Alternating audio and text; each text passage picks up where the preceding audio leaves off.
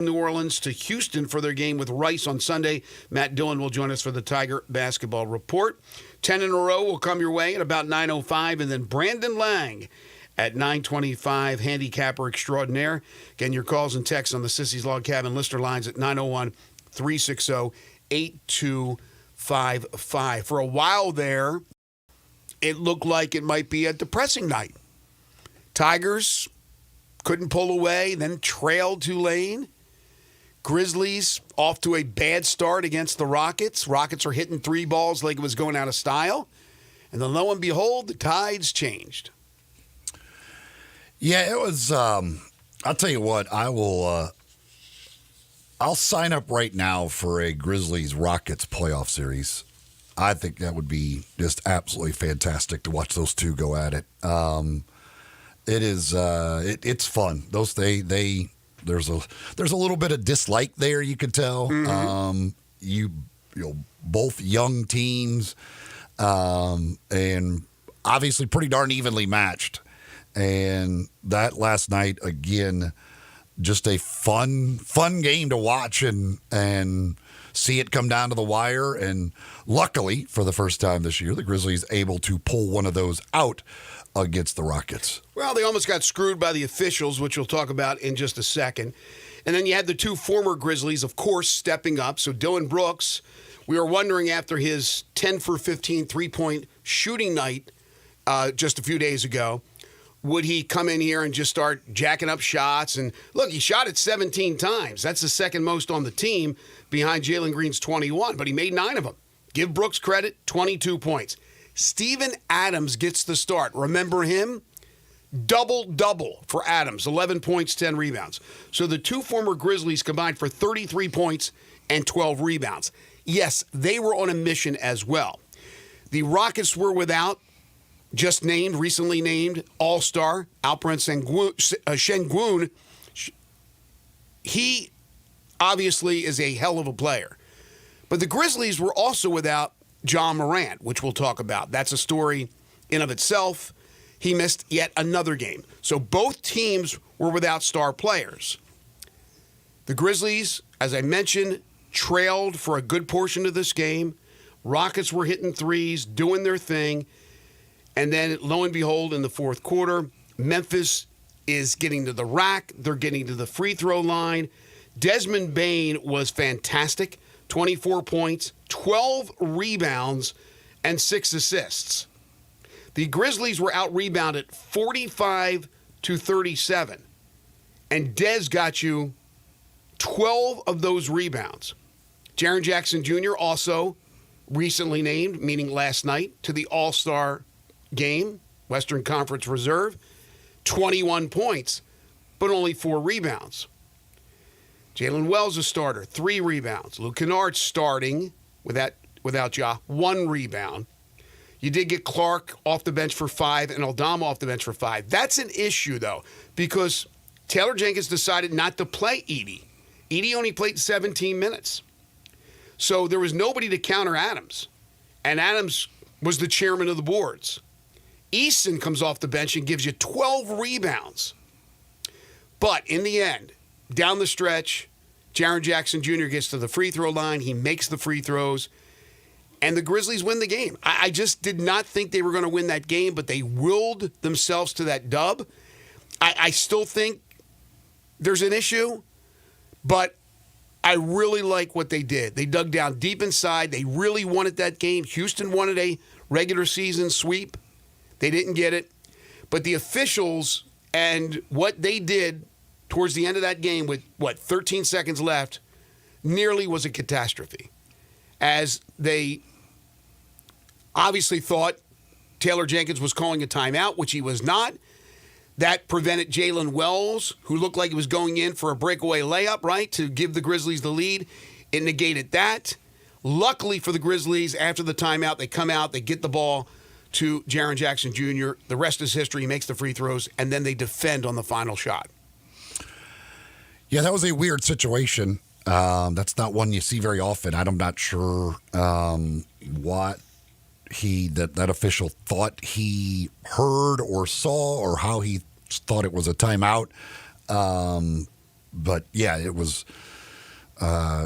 Taylor was a little upset, to say the least. I mean, I thought he was going to get a technical. I was like, it's a good thing he didn't. Please don't get a technical here. But certainly had a right to be upset. I mean, you can see in the replay that he's saying go. He had no way is signaling in any form for a timeout. So, luckily they were able to overcome that. I mean, what a day for Jaren Jackson Jr. To be named to the All-Star team, and then to they go to him in the clutch situation. He gets fouled. He makes the 2 free throws. Can't ask for much more than that in one day. I thought what you said. I thought Bain was just ultra aggressive going to the rim in that fourth quarter. When Houston kept getting the offensive rebounds, I was like, yeah, this is just, they're doomed. Like right. they just can't get a stop. Like every time they think they got to stop, Houston is getting the offensive rebound and still scoring. And I was like, they're just not going to be able to get enough stops here. And then they found a way to get enough. They made their little run. And then even when Kennard missed the 3 with whatever, I don't know, that 30 seconds to go or whatever, that I was like, that was the shot. I really thought, that was the one. Like that was, you had it. You got a great look for Luke Kennard, and he just didn't make it, and now they're going to lose. But recovered again and got the stop they needed, and then get the 2 free throws. So, yeah, it was that was one that easily could have gotten away down the stretch there, but they found a way, and that was great to see. Yeah, I thought the same thing when Kennard missed, but you also had Fred VanVleet throwing up 25-footers. The guy can make them, but he missed the one with 15 seconds to go, and then he missed the desperation 26-footer with 2 seconds to go. But a couple of things that stood out. First, let me ask you a question about the timeout, no timeout. Can that be, when an NBA coach calls a timeout, does it have to be both with a hand gesture and a verbal indication, or either one? Does it matter? Because obviously he didn't say it. So the official couldn't have heard anything like a timeout because it was not said by Taylor Jenkins. But when he motioned for them to go to the basket, for Wells to drive to the basket, again, it's their fault. It's not Taylor's fault. That's the only thing I could think of, is that they saw a glance of him, or a glimpse of him, and they thought he had called a timeout as opposed to motioning. But is there a rule as far as the officials, when they are listening or looking at a coach, does it have to be one? Does it have to be both? I don't believe so. I don't know exactly what the NBA rules are. I don't believe so, because their coaches call timeouts without signaling for it all the time. Okay. I'm assuming he thought he heard him say timeout. I think that ref probably was assuming that they were going to call a timeout. And that's horrible if you're assuming. So he just kind of, I don't know what exactly Taylor said that he thought was timeout. I don't know. Again, and I don't know that if there was any conversation from a pool reporter at all with the official after the game to get an explanation on that. Obviously, with the Grizzlies winning, it didn't matter as much. If they had lost, then it certainly would have mattered more. But sure. I don't know. I have no idea what exactly triggered that official to think that they were calling timeout. Yeah, that's why I asked that question, because if it doesn't have to be verbal, then perhaps he just saw him motioning for Wells to go and thought he motioned for a timeout. Maybe we'll never know, but luckily, as you said, Taylor did not get teed up in that critical situation. Then, and again, this is the negative, although everybody's happy with a 120-119 win over the Rockets, is that they gave up 19 offensive rebounds. And so I'm a little curious, and I know there are situations, there are certain games, matchups that it doesn't make sense to have Edey in there. But when Houston's getting second chance opportunities continuously because of offensive rebounds, and Adams is in there, and I know Adams came out and then he came back in late, and you got a 7-footer and he's not in there, I'm very curious. I know maybe you're trying to counter with a contrasting style, a smaller team, quicker team. But when I see offensive rebound after offensive rebound after offensive rebound, that concerns me for teams that are really good rebounding teams, especially on the offensive boards. But they were able to pull it out, so I'm not going to sit here and go crazy when you win a game. But I think that's a concern. The offensive rebounds that they give up, why is Edey not in there when you know what he brings to the table? I'm very curious about that. Edey had 2 rebounds. Edey wasn't doing. Well, he didn't play a lot. He played 17 minutes. Jaren Jackson played 30-something minutes. He had 4 rebounds. I mean, it's, again. Brandon Clark was awesome. I mean, the reason that Edey wasn't in, Brandon Clark was just really, really good last night. Yeah, but again, that's the question. This is your number 1 pick, your first-round pick, your 10th overall pick. I mean, you would think in situations like this, when teams are getting offensive rebounds continuously, that's when you want your big guy in there, your 7-footer, to try to counter a solid physical player like Steven Adams, who's a paint player, not a guy who's going to take you outside. It's always, Edey's not going to be in there when he's going up against a big who's more of a perimeter player. And I know Edey can go out and step out, but Edey's not fleet of feet, let's be honest with you. So guys that are better on the perimeter as bigs, like a Jaren Jackson Jr., if he was going up against a guy like that caliber, he wouldn't be in there to defend. It just wouldn't make any sense. But Adams is a back-to-the-basket kind of guy, physical guy, and Edey's not in there. So I was a little curious about that situation. Other than that, again, the will to win. The will to win. Now, John Morant misses another game.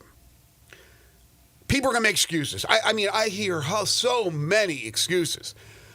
He got dinged up in practice. Okay, if that's happening, maybe you're practicing too hard. But he dinged up the shoulder. Of course, we had the surgery. He can't go 3 games without missing a game. Again, I understand Grizzlies fans out there that are going to always back their players no matter what. But you can see it. It's right there. He needs to be on the floor. They were able to win despite that. Maybe because Şengün wasn't in there. They were missing their star too. But John has to be available. And he's just not available. So that's a concern too. But I said I wanted to see what they did against Houston after the Knicks debacle. Would they bounce back? I figured they would. I didn't know if they would win, but I figured they'd play well. For a while there, it didn't look like they would, but they did. So I'm happy with what they did before now they head to Milwaukee to take on the Bucks. I still think there's some issues, but I still think this is a damn good basketball team. And last night, again, that will to win was better than the will to win for the Rockets.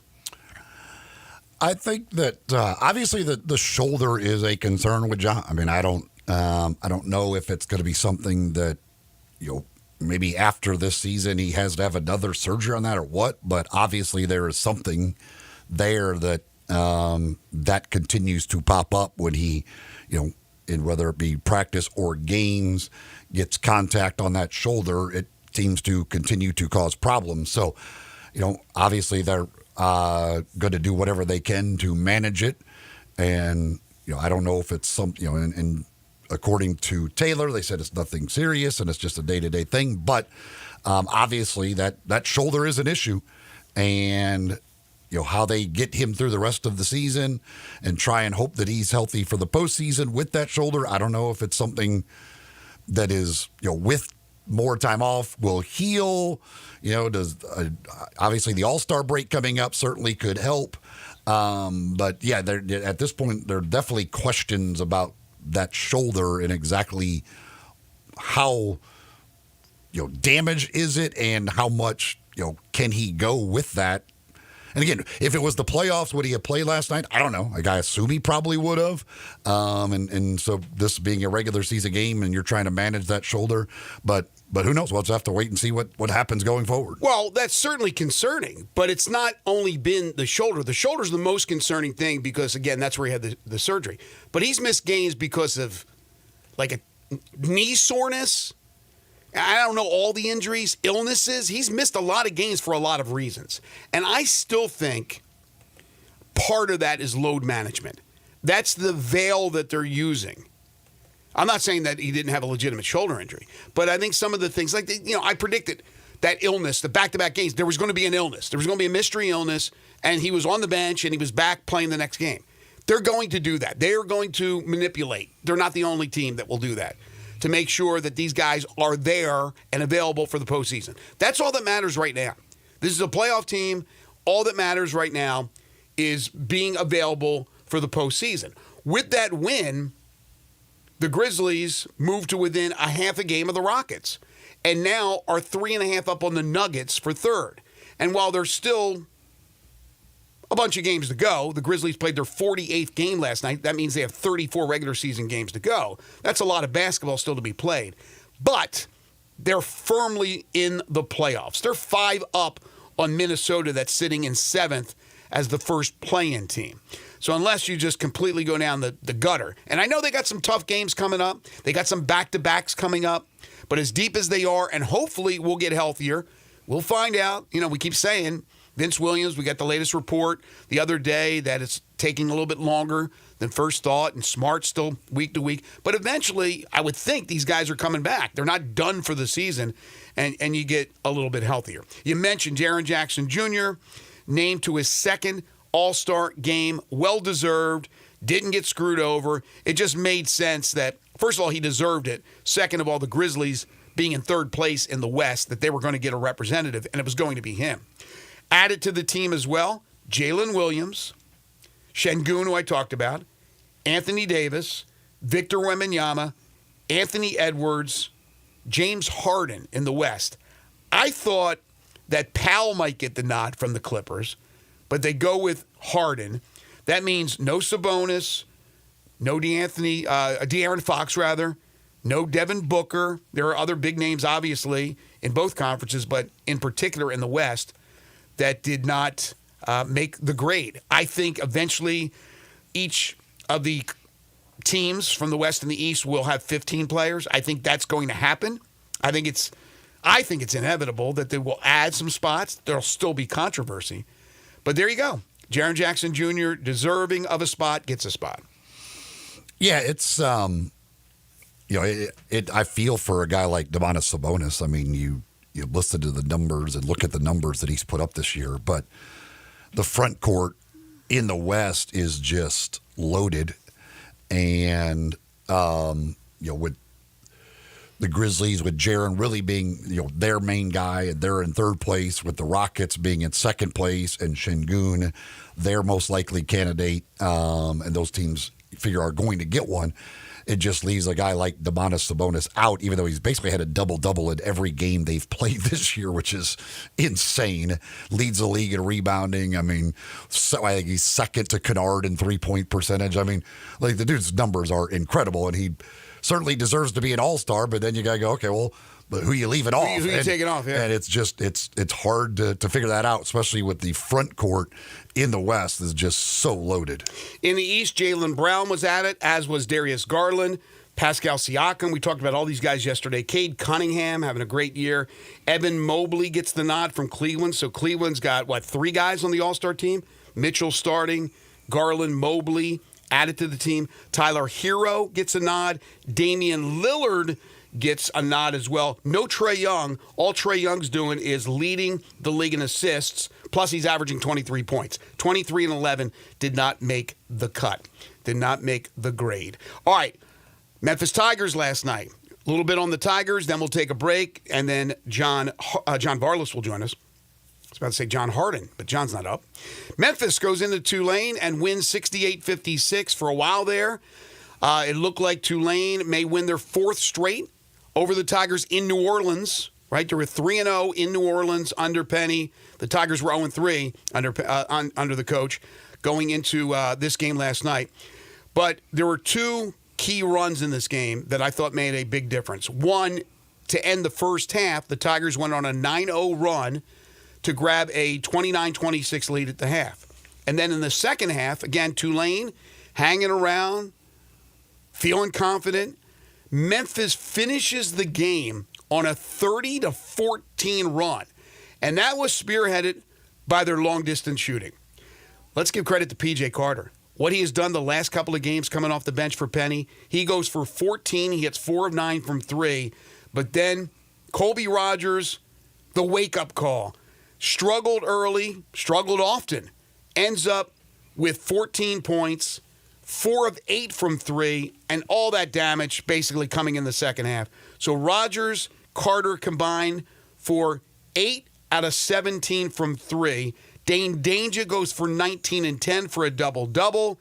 So even though P.J. Haggerty was held to 8 points, which is unheard of with what he's done this year, Memphis still gets a road win by 12 points over a solid Green Wave team. Yeah, Colby Rogers, I'm not sure what the heck happened at halftime, but it was good that he found his shot because it was rough in that first half. And then second half, he was, we've seen, and that's normally we've seen with him, it's pretty much a whole game. Either he gets hot and he's great or he struggles. We haven't seen much half to half, but last night it was half to half. And in that second half, he found the stroke. Goes 4 for 5 from 3-point range in that second half. And Dane Danger, again, really good in that starting role. Mentioned P.J. Carter coming off the bench, again, giving them good minutes. And, I would not have thought this team was even capable of winning a road game, really, against hardly anybody, with P.J. Haggerty and Tyrese Hunter combining for 15 points. Only 11 turnovers, so they did a good job in protecting the basketball. They get the 12-point win, and what happens in the net? Nothing. They went in 40, they come out 40. That's where they are this morning. 12-point road win. Again, this conference, man, is just impossible for the Tigers to really take any big-time significant jumps unless it's the other way with a loss. Then they will really jump down. But last night they got the job done. They're 16-4, 7-1 now in conference play, tied with North Texas for the lead. And again, next up is a trip to Houston to play Rice on Sunday before the Tigers return home on Wednesday to take on Tulsa. Well, hey, everybody, best thing about a new year is getting something new to drive, so it makes sense to head down to Olive Branch and All-Star Chevrolet, where all the Silverados are. Get $1,500 in extra savings when you trade in a 2011 or newer passenger car or light-duty truck. 1.9% financing on new Blazers, or 2.9% with no payments for 90 days on the new Equinox. Yes, you can be payment-free until April because your good credit deserves it.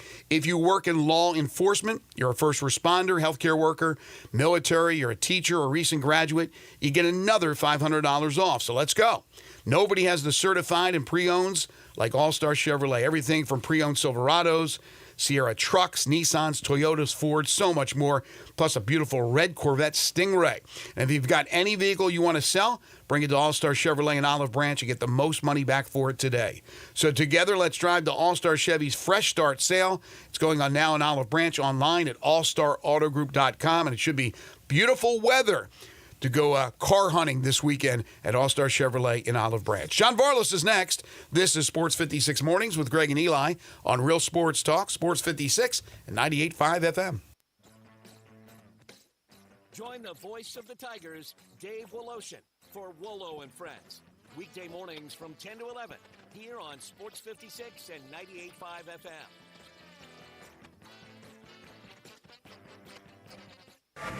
Exercise. The exercise couch is ready for you. Strength training only takes 20 minutes twice a week with special computerized exercise equipment designed to maximize your workouts and minimize your time. The exercise coach gives you personal workouts by one-on-one with a trainer. Check out the exercise coach at exercisecoach.com/Lakeland or exercisecoach.com/Carl. Sign up for exercise coach. Your age, injury, or knowledge. Hello, sports fans out there. Walker Taylor here with the Germantown and Collierville Commissary. We just celebrated our 43rd year in business, and I would like to thank our fantastic customers and especially our loyal staff. Time has flown by. We now have a second location, Poplar and Houston Levy in Collierville. Catering is a specialty of ours. 50 to 5,000, no job too small, no job too big. Full service or self-service. We also have a party room in Collierville that is great for rehearsal dinners, business meetings, you name it, we'd love to have you. Also, our barbecue party pack six-packs start at $8.75 a person. Barbecue, beans, slaw, bun sauce, including serving utensils. Especially great for tailgating with football season coming up. Commissary restaurants also believe in giving back to the community. Possibly you have been approached by somebody selling a barbecue six-pack coupon for fundraising. Cheerleading groups, church groups, anything to help a worthy cause. Holidays are near. Smoked hams and smoked turkeys will be on the pit before you know it. Come see us at Germantown and Collierville Commissary. Also check us out at commissarybarbecue.com. Hi, this is Troy Five-Ash, owner of Five-Ash Roofing. I have been told that my ads are all business and I should share some of my personality. Okay, I love tongue twisters, like the one about the terrific tasting toast by Taste Tester Toaster, or Big Black Bugs, Bleed Blue Blood, and of course Sally and her seashells. Or of course the ever-present I'm a Mother Pheasant Plucker, I plug Mother Pheasants. Okay, enough of that. If you want an honest, fair, reasonable roofing, siding, or gutter estimate, call Five-Ash Roofing at 367-0050.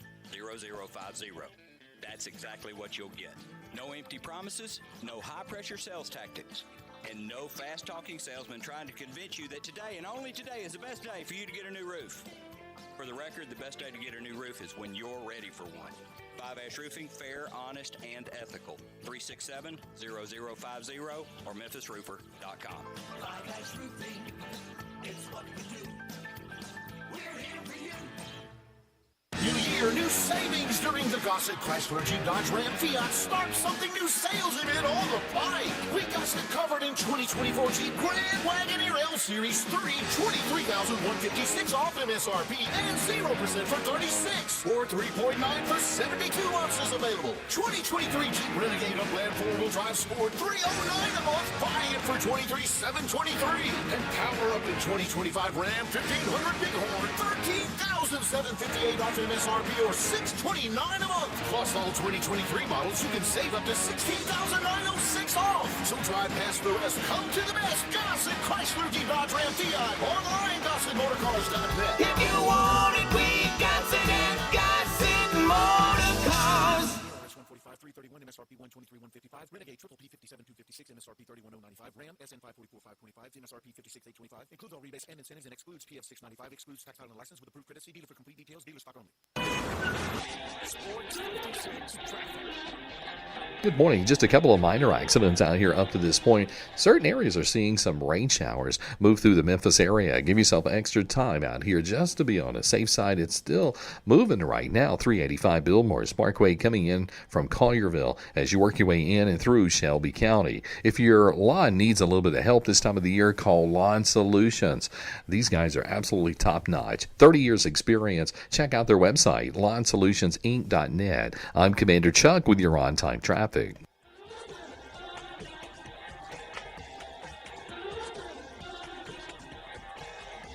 Now back to Sports 56 mornings on Sports 56 and 98.5 FM. Here once again, Greg Gaston and Eli Savoy. You at least got to try. Welcome back, everybody. 7:30 is the time. It's Friday. You know what that means. It's time for John Varlas.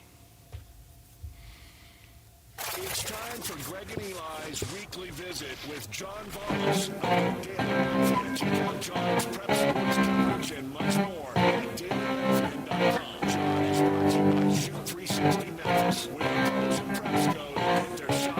Shoot 360 Memphis. Now here's John Varlas, Greg and Eli. He is the award-winning prep reporter for the Daily Memphian, but so much more. He's John Varlas.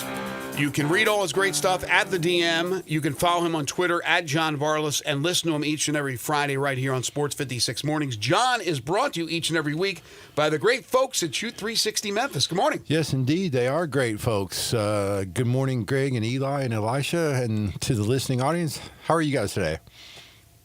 They're saying we're good, John. Okay, good. Well, and Shoot 360 Memphis is really good, too. It's the best place I know to improve your basketball skills, especially the most important skill, which is shooting. I mean, so valuable in the modern game, even down to the high school level. Shooters are in such high demand, and Shoot 360 Memphis has the best technology, the best coaching, the best training, the best atmosphere, the best facilities, just the best of everything. You can give them a call. The newer location out there in Cordova on Bighorn Barnes Road, 901-779-3176. The original location out there in Collierville on Market Street, 901-316-5500. They have memberships, wide range of memberships. You can do month to month. You can do a longer term deal. You can be a member at both locations.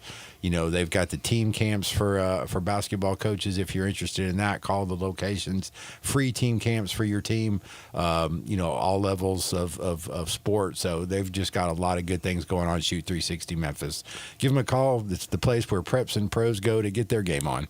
John, last week you threw us for a loop with a wild bone that you picked. Yeah, we don't want to revisit. Wild or dumb. I'm gonna. Like I was telling Eli off the air, and I'll apologize to my loyal listeners. That was probably a little too subtle and a little too nuanced for 7:30 in the morning on Sports Talk Radio. So that was my bad. This week's a little too dumb. This week's bone is much more obvious and much more simpler, and it's something that'll probably get Eli back on my side. So, okay, what you got? So I'm driving home through the neighborhood last night, and I passed not one but two houses, and you can see it clearly because the windows are open and the thing is lit up. Here it is, January 31st. They've still got their Christmas trees up. Oh no, really? Yes, yeah. There's one house in my neighborhood that still has Christmas decorations up, and I just don't understand. Do you think it's laziness or there's something to it? You know, I don't know. There's this one of these particular houses I notice every year they keep theirs up for a very long time into February. It's a neighbor really close to where we live, so I see their house all the time. So I don't know what they're doing, and this other house. I mean, you can see it through the window. It's like a. You know, it's one of these big ones too, like you have in your foyer. It's like a 10 or 12 foot Christmas tree, and it's still there, and it's all lit up. And it's like, and I even saw a house. Can't remember where I was the other day, but I even saw a house with lights still up. Oh, the decorations like, outside. Yeah, the outside lights, Mm-hmm. and I'm like, oh, I know the neighbors are loving this one here on January 30th or 31st or whatever it is. So yeah, I mean, I don't know what it is. I mean, but. Are they waiting for this Sunday for Puxatawny Phil to see his shadow? Well, I don't know. I know I'm sometimes slow on this. Maybe they just put Valentine's Day gifts underneath the Christmas tree. Well, I've floated this idea with my wife, and it didn't go anywhere of having a year-round tree. But I think that would, kind of be a fun thing where you, like you said, for Valentine's come around, you take the Christmas stuff off, you put hearts on it.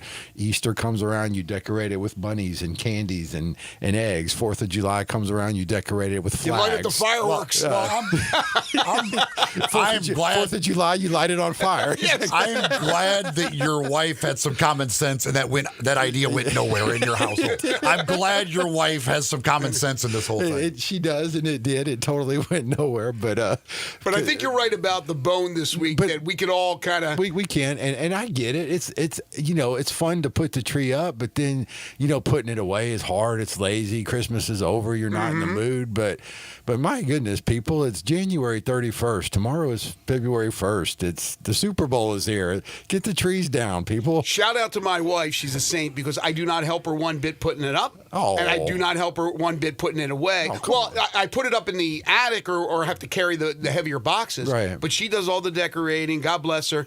And she hates to have to take it down. Nobody wants to take it down. Right. Not because they want it up all year. It's because they're tired. They don't want to do it. Yeah. But she does it. She's a saint when it comes to that stuff. No, I'll be honest with you. If I was single and if I was motivated to put one up in the first place, it would probably never come down. Because like you, I'm lazy. Yes. You got a fake tree? We do have an artificial We do too. tree. Yeah, We do too. It's just a little bit simpler and easier to deal with. When I was young, growing up, my family would get a flocked tree. Yeah. So that white, and man, it would make a mess. Oh, yeah. Talk about a mess. Yeah, when I was a kid, we used to go buy a real tree, and you're right. It would get all sap. There would be sap on it. It was a mess. But now I understand. I mean, and we've had the artificial tree since we've been married, so we're pushing 20 years now. But it's my understanding that live Christmas trees are like, you have to take a second mortgage out nowadays. You're like, a couple of $100 for a live Christmas tree, and that just seems a little wasteful for something you're only going to use for, a month maybe or 5 weeks. Probably because the people, Or for some people. Or for all year. Or for some people. for some, yeah, Maybe 3 months. Who knows? Until the Super Bowl party comes around. probably for those who sell those trees, because of the advent of the artificial tree that a lot of people go with.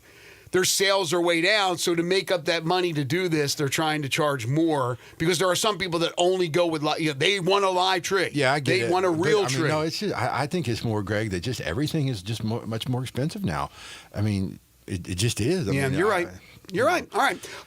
Let's talk preps, and then I want to get your thoughts on the Tigers and the Grizzlies and what a wild night it was last night. It was a wild, wacky night in the world of sports. And a late night, by the way, as most people know. All right, so preps, we're getting closer and closer to postseason. It's amazing how quick it's come and almost gone.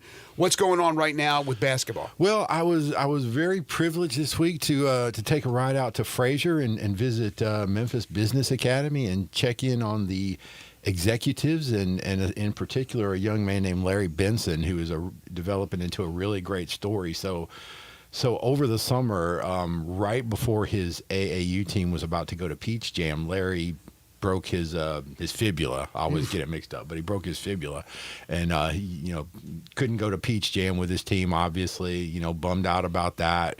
Has surgery, starts immediately into rehab. He's ready for the time. He's ready in time for the season to start. But obviously, he still got that in the back of his mind, right? He's doesn't want to get hurt again, so he can't really be his full self. He can't really, he's holding back a little bit because he doesn't want to get hurt again, which is totally understandable. But, he told me that at some point in the some point around Christmas, it just his confidence just kind of clicked back into place. And since January, man, he's maybe, been arguably the best player in the city, this kid, just putting up monster numbers every game, 25, 30 points, 8, 10 assists, shooting three-pointers at an astounding rate, 5 out of 7. One game he was 10 out of 12. They played against Kip Academy. He scored 31 points just in the first half. He didn't play the second half because the game was, so out of hand. You're just a really, really great kid, a really good story, 4.0 student, and it was really fun to talk to him, and it was fun to be at Memphis Business Academy. I'm sure you guys have never been there, but you can relate to their setup. I know, Greg, you've seen this in New Jersey, and Eli, probably you in Illinois, these old-fashioned gyms that are just so teeny tiny, and there's literally no room around the court. Between the stands and the court, there's no room to walk. So if you're sitting in the front row and you stretch, you can be on the court. Triple player. Yeah, and it's like a kind of a balcony thing that encircles the court.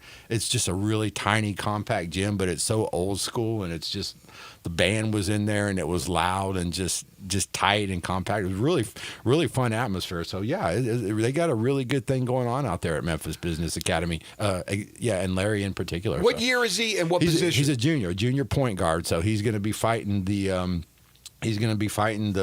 little guy stigma. He's only about 5'10". Okay, but his coach, Coach Boga, had some good comparison. You compare him to a KJ Tenner from Cordova, who's won Mr. Basketball, and now he's contributing at West Virginia, or Mark Freeman from Southwind, who was the OVC Player of the Year at Morehead State a couple of years ago. Another smaller point guard. Certainly he can play. I hope he gets his chance. But it's a great story. As you guys know, the high school kids are fighting an uphill battle as it is, and when you're a small high school kid, it just makes it that much harder. How good are they as a team? Very good, very good. In Class AA, it's probably going to come down between them and Fairleigh, which is state ranked right now, to see who can make it out of here to the state tournament. Obviously, both can if the bracket ends up the way it does. But yeah, they're very good. They've lost 5 games, but the teams they lost to were all before the holidays, before Larry kind of got rolling. And then they lost to big teams. They lost to Whitehaven. They lost to East. They lost to Briarcrest. They lost to Christian Brothers. So, they've lost to quality competition. They're a good team, a really good team. It's not just Larry. I mean, Tariq White is a terrific player. Ethan Caswell, they've got some dudes over there. Well, it's impressive to step up and play the type of teams that they play on their schedule so they become better for their particular class and their league. All right, real quick, and then we'll take a break and come back, talk some Grizzlies, talk some Tigers. Off the top of your head, and your head's full of information. I know you know this stuff. Some of the players around the area, the better players, and their college choices. Give us some of the names and some of the places maybe they're going, like this class coming up, and then maybe if there's some juniors that you know where they are looking, because obviously they can be recruited. Yeah, just curious. I know because Penny's starting to make his rounds now with these area players, which is nice to see. And I mean, it's interesting. I mean, it's there. I mean, honestly, Greg, it's not like it used to be. I mean, you know, Fred Smith from Briarcrest, obviously the junior. He's probably attracting the most college attention of any kid in town. Mm-hmm. I know. I believe he has a Memphis offer and several other good programs that are interested in Fred. And then I know also Penny. It was a big deal a couple of weeks ago when he went out to Bartlett and offered both of Bartlett's talented freshmen, Braylon Williams and the point guard and DJ Okot, the big man, so that, he's interested in those guys as well. But yeah, it's just hard, Greg. I mean, coaches are recruiting out of the portal nowadays. Yeah. And 15 years ago, 20 years ago, a kid like Larry Benson, would be on maybe Memphis's radar or Tennessee State's radar, Middle Tennessee, Tennessee Martin, somebody like that. He's a really, really good player, and we got lots of kids in the town that fit that bill. It's just not happening on basketball for whatever reason. Well, your point is the best football players aren't seeming to have that problem for whatever reason, like we talked about last week. But for basketball, it does seem to be more of a problem, and I'm not sure why. Well, your point. More roster spots. I mean, just a few. Well, yeah, just that's the biggest sheer thing. Numbers. I mean, with basketball, like I said, most of these programs are looking to fill basically the entire roster out of the portal, because there's going to be enough guys in the portal, and then it's like the high school becomes we'll fill. If we've got a couple things, maybe we'll grab a high school kid to fill a spot after we're done with the portal. And it may be a junior college route for some of these guys where maybe they'll get a little bit more noticed if they're not being noticed in high school. But, yeah, it's more on the players and on social media and putting tapes of themselves out there, but also on the coaches getting the word out. Because all I know is this. While we have great football players, Memphis always produces great basketball players. We have so many schools and so many players, and I can guarantee you that some of these guys that we're not even talking about will be big-time college players at one point because they're going to slip through the fingers of programs that are not looking at these guys because of reasons like you said, John. But I know they're there. They always produce. And I'm sure he was well sought after, but I don't remember a lot about Cam Jones when he was here. Like, was every school going after Cam Jones? He certainly certainly had lots of attention. Is there a player that off the top of your head that didn't get the attention from the colleges and then ended up being a great college basketball player? Oh gosh, it's happened. Not off the top of my head. I can't really recall anyone, but.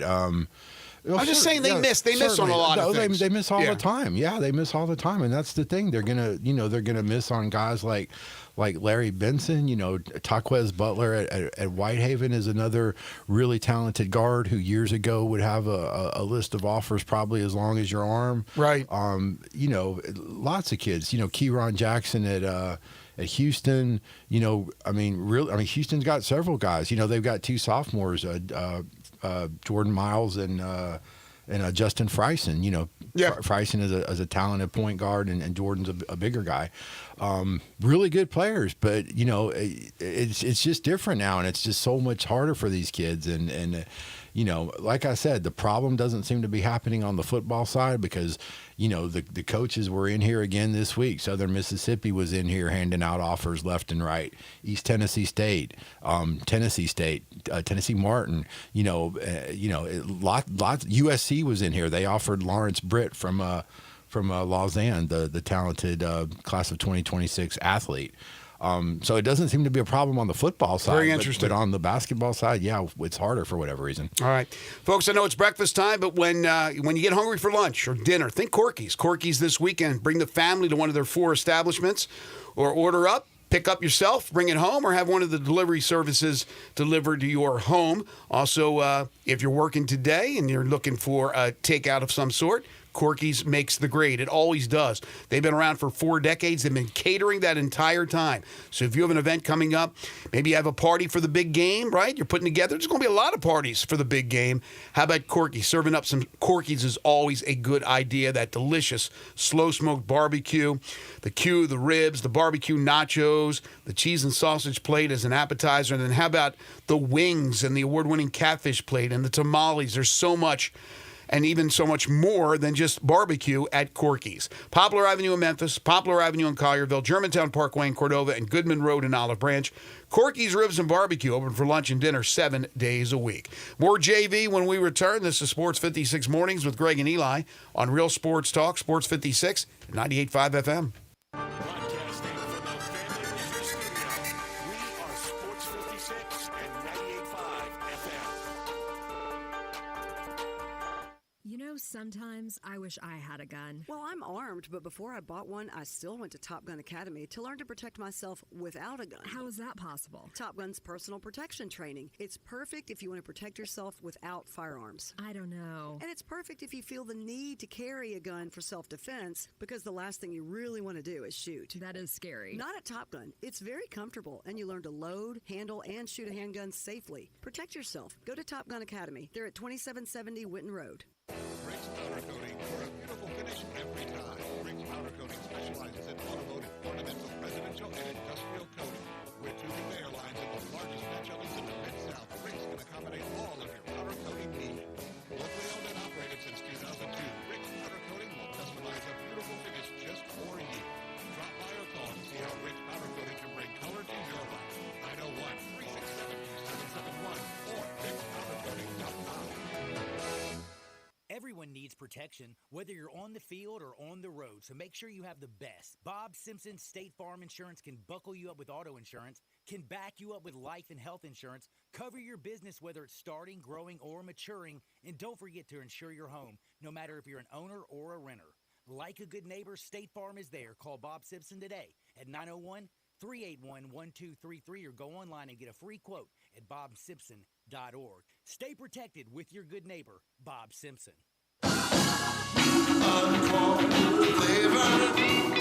Corky's barbecue. Cooking it up. Down home way. Hickory smoke flavor like the good old days. Hey y'all, Jimmy Stovall here with Corky's Barbecue.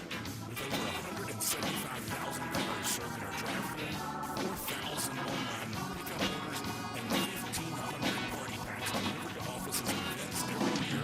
Corky's is a trusted go-to barbecue for parties. Our party packs start at just $6.99 per person. You can choose 1, 2, or 3 meat combos, pick your favorite sides, and as you know, Corky's always gives you plenty of food, so you never worry about running out.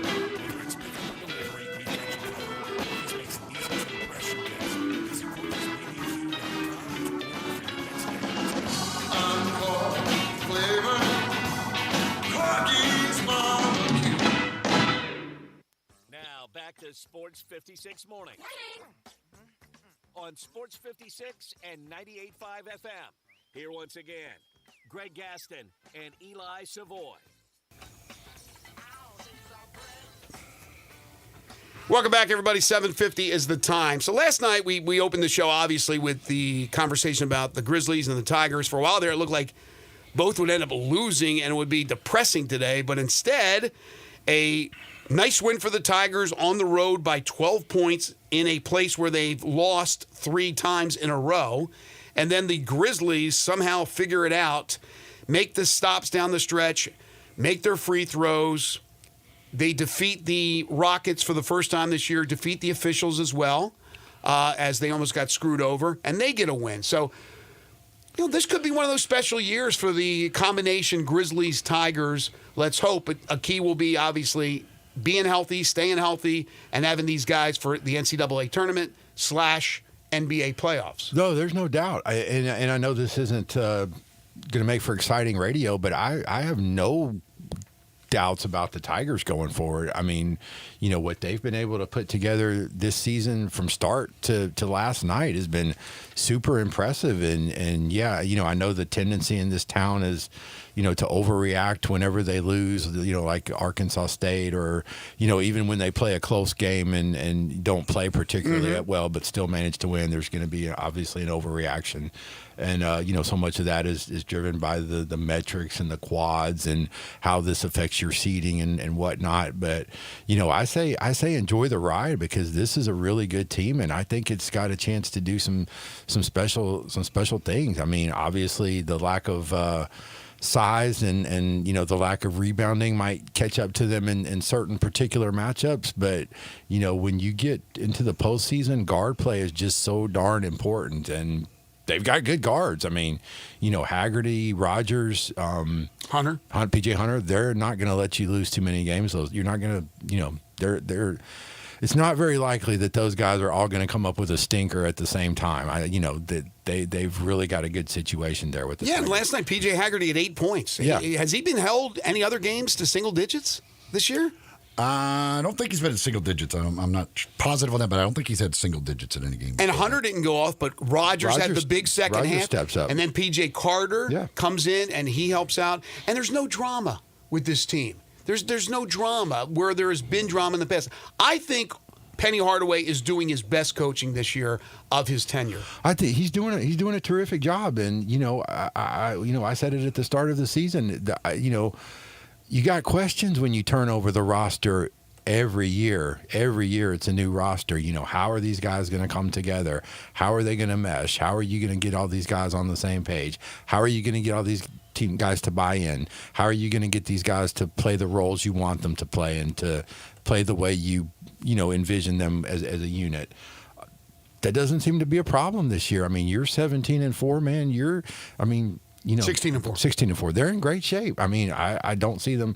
I mean, yeah, they might stub their toe another time or two, and it might affect their seeding. But that's college basketball. The very best teams in the country are going to lose 6, 7, 8 games. It's just unavoidable in conference play.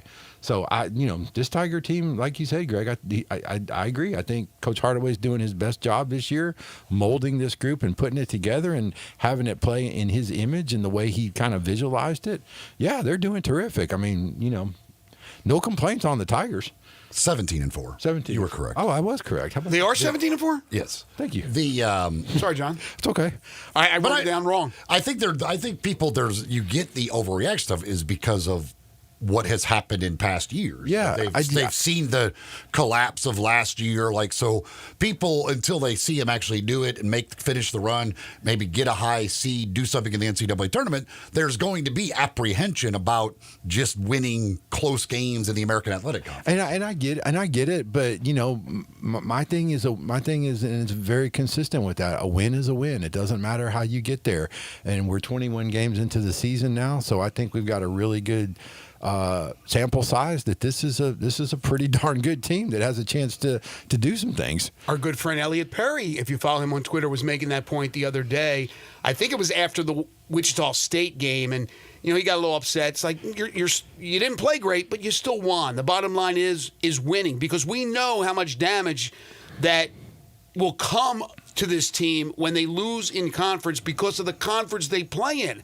When you're right, John, every single team around, how hard it is to go undefeated in conference play? It's not going to happen, and it's not realistic. It's not. And they're 7-1. They already have won. But it's not realistic to expect Memphis to roll into every conference game and win by 20, 30 points. That's immature. That's not realistic thinking.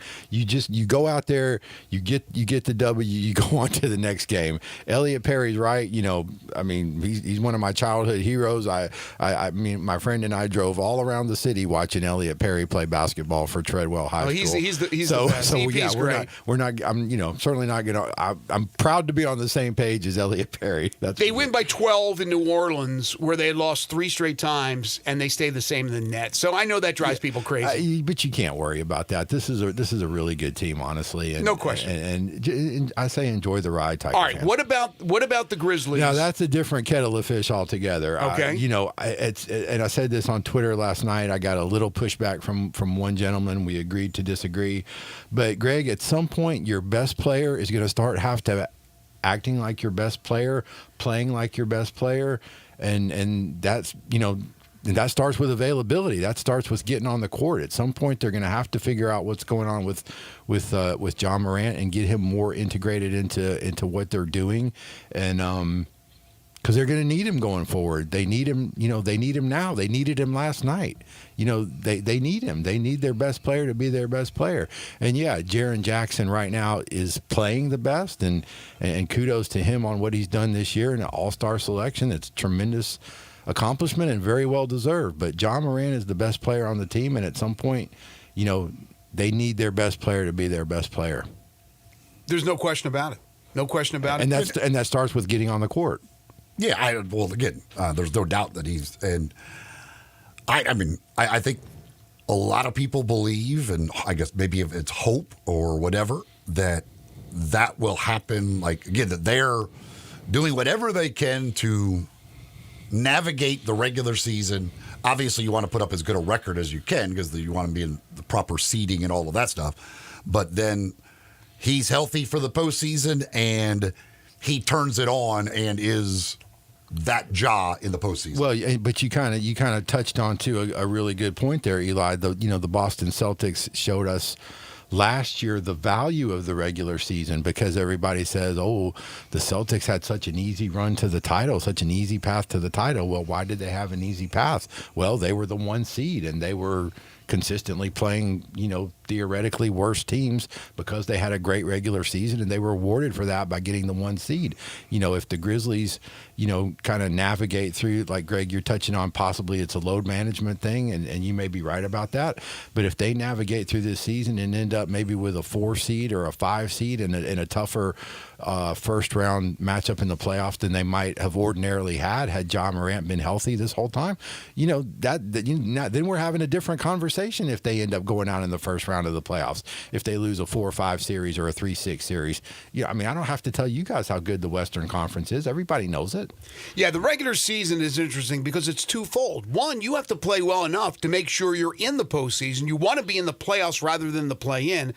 But also, you want to make sure seeding is important. That your seeding is high enough where, again, you're playing the right team. The matchups are favorable towards you.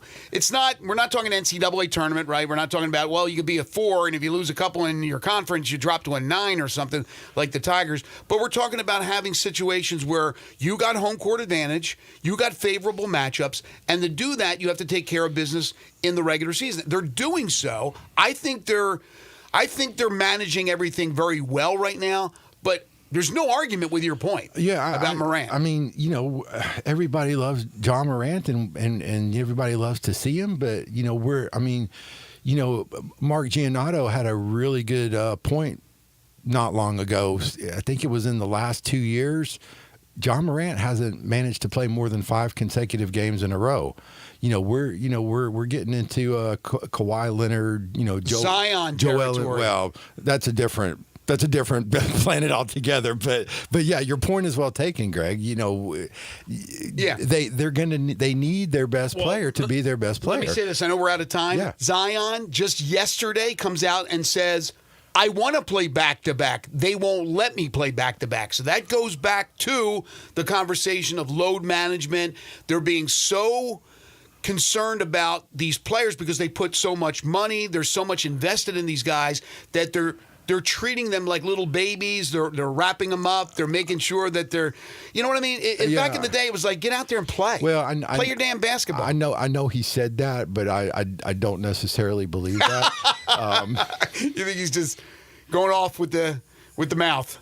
He's not being honest. I just don't believe it. All right, John. I'm sorry. Good stuff. He is John Varlas from the Daily Memphian. Make sure to read all his great stories at the DM. Follow him on Twitter at John Varlas and catch him every Friday with us right here on Sports 56 Mornings. Thank you, John. Thank you, guys. John Varlas brought to you by the great folks at Shoot 360 Memphis. The future of basketball training is here at Shoot 360 Memphis. Hour 2 on the way. This is Sports 56 Mornings with Greg and Eli on Real Sports Talk, Sports 56, 98.5 FM.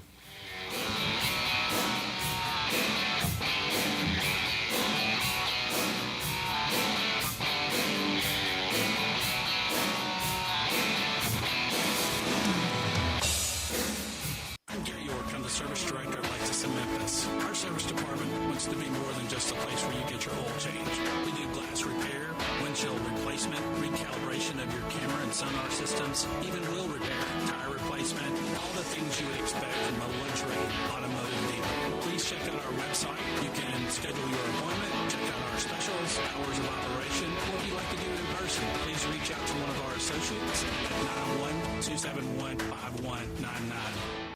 Admit it.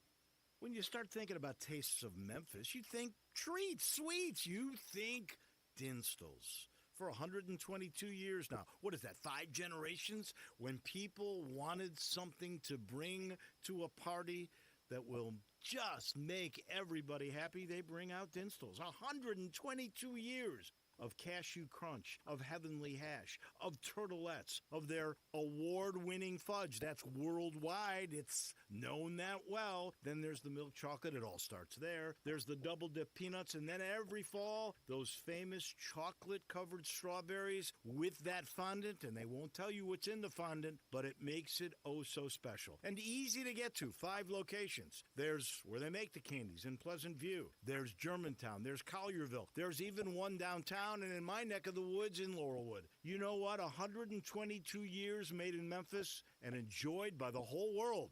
Dinstall's. Hello, sports fans out there. Walker Taylor here with the Germantown and Collierville Commissary. We just celebrated our 43rd year in business, and I would like to thank our fantastic customers and especially our loyal staff. Time has flown by. We now have a second location, Poplar and Houston Levy in Collierville. Catering is a specialty of ours. 50 to 5,000, no job too small, no job too big. Full service or self-service. We also have a party room in Collierville that is great for rehearsal dinners, business meetings, you name it, we'd love to have you. Also, our barbecue party packs start at $8.75 a person. Barbecue, beans, slaw, bun sauce, including serving utensils. Especially great for tailgating with football season coming up. Commissary restaurants also believe in giving back to the community. Possibly you have been approached by somebody selling a barbecue 6-pack coupon for fundraising. Cheerleading groups, church groups, anything to help a worthy cause. Holidays are near. Smoked hams and smoked turkeys will be on the pit before you know it. Come see us at Germantown and Collierville Commissary. Also check us out at commissarybarbecue.com. Shop, compare, and save from hundreds of experts to turn your dream home into a reality. We have everything to help you remodel, refresh, and beautify your home inside and out. So come on out to the home show of the Mid-South, January 31st through February 2nd at the Agri Center. You'll find special show pricing on kitchens, baths, patios, and landscaping, flooring, cabinets, windows, roofing. It's all at the home show of the Mid-South, January 31st through February 2nd at the Agri Center. Visit MemphisHomeShow.com. That's MemphisHomeShow.com. Each and every Sunday morning at 11 to join Ottawa Presbyterian Church for worship.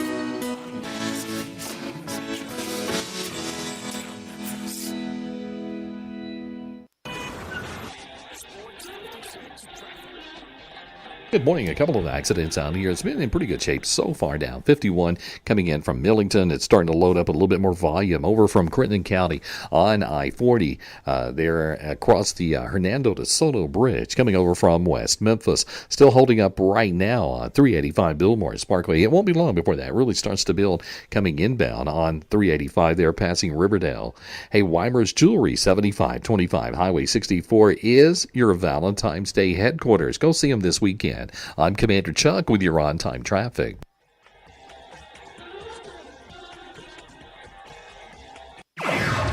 Sports 56, WHBQ Memphis, and W253DF Memphis with John Harden. Weekdays from 11 to 1. Now back to Sports 56 mornings on Sports 56 and 98.5 FM. This hour is brought to you by James Gaddis Jewelers. Diamonds are forever. Here once again, Greg Gaston and Eli Savoy. Welcome back, everybody. 8:05 the time. Hour 2 here on Sports 56 mornings. Happy Friday to everybody for all you sports fans out there. And obviously you're a sports fan if you're listening, if you're up early, going to work now. Probably a little bit extra sleep in the eyes there as you stayed up late, I'm sure, to watch the Grizzlies and the Tigers, and both got dubs. We've been talking a lot about that. We had John Varlas on in hour number 1. We'll talk more Tigers with Matt Dillon coming up at 8:25 for the Tiger Basketball Report. Greg Gaston, Eli Savoy, Elijah Seegers with you.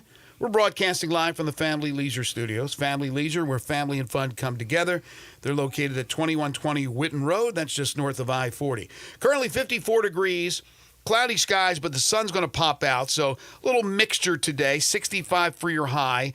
Maybe a passing shower this morning, but for the most part, the rain is gone. Tonight, partly cloudy with a low of 45. Tomorrow looks like it'll be cloudy, 56 for your high, but only about a 10% chance of precipitation. Then Sunday looks beautiful, sunny, and 70 degrees before it hits 73 on Monday to begin the new work week. Hour 2 of the program. Brought to you by James Gaddis Jewelers. Valentine's Day is a couple of weeks away. So you're looking for something special for that loved one in your life. James Gaddis Jewelers makes all the sense in the world. For you ladies out there, watches for your husbands, boyfriends, and sons, and whatever, whoever you want to give a gift to.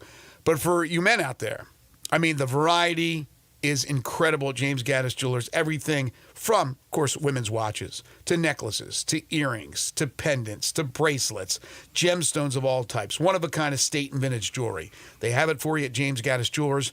And those who are about to pop the question in 2025, your bridal engagement and anniversary jeweler headquarters are right there with James Gaddis Jewelers at 4900 Poplar.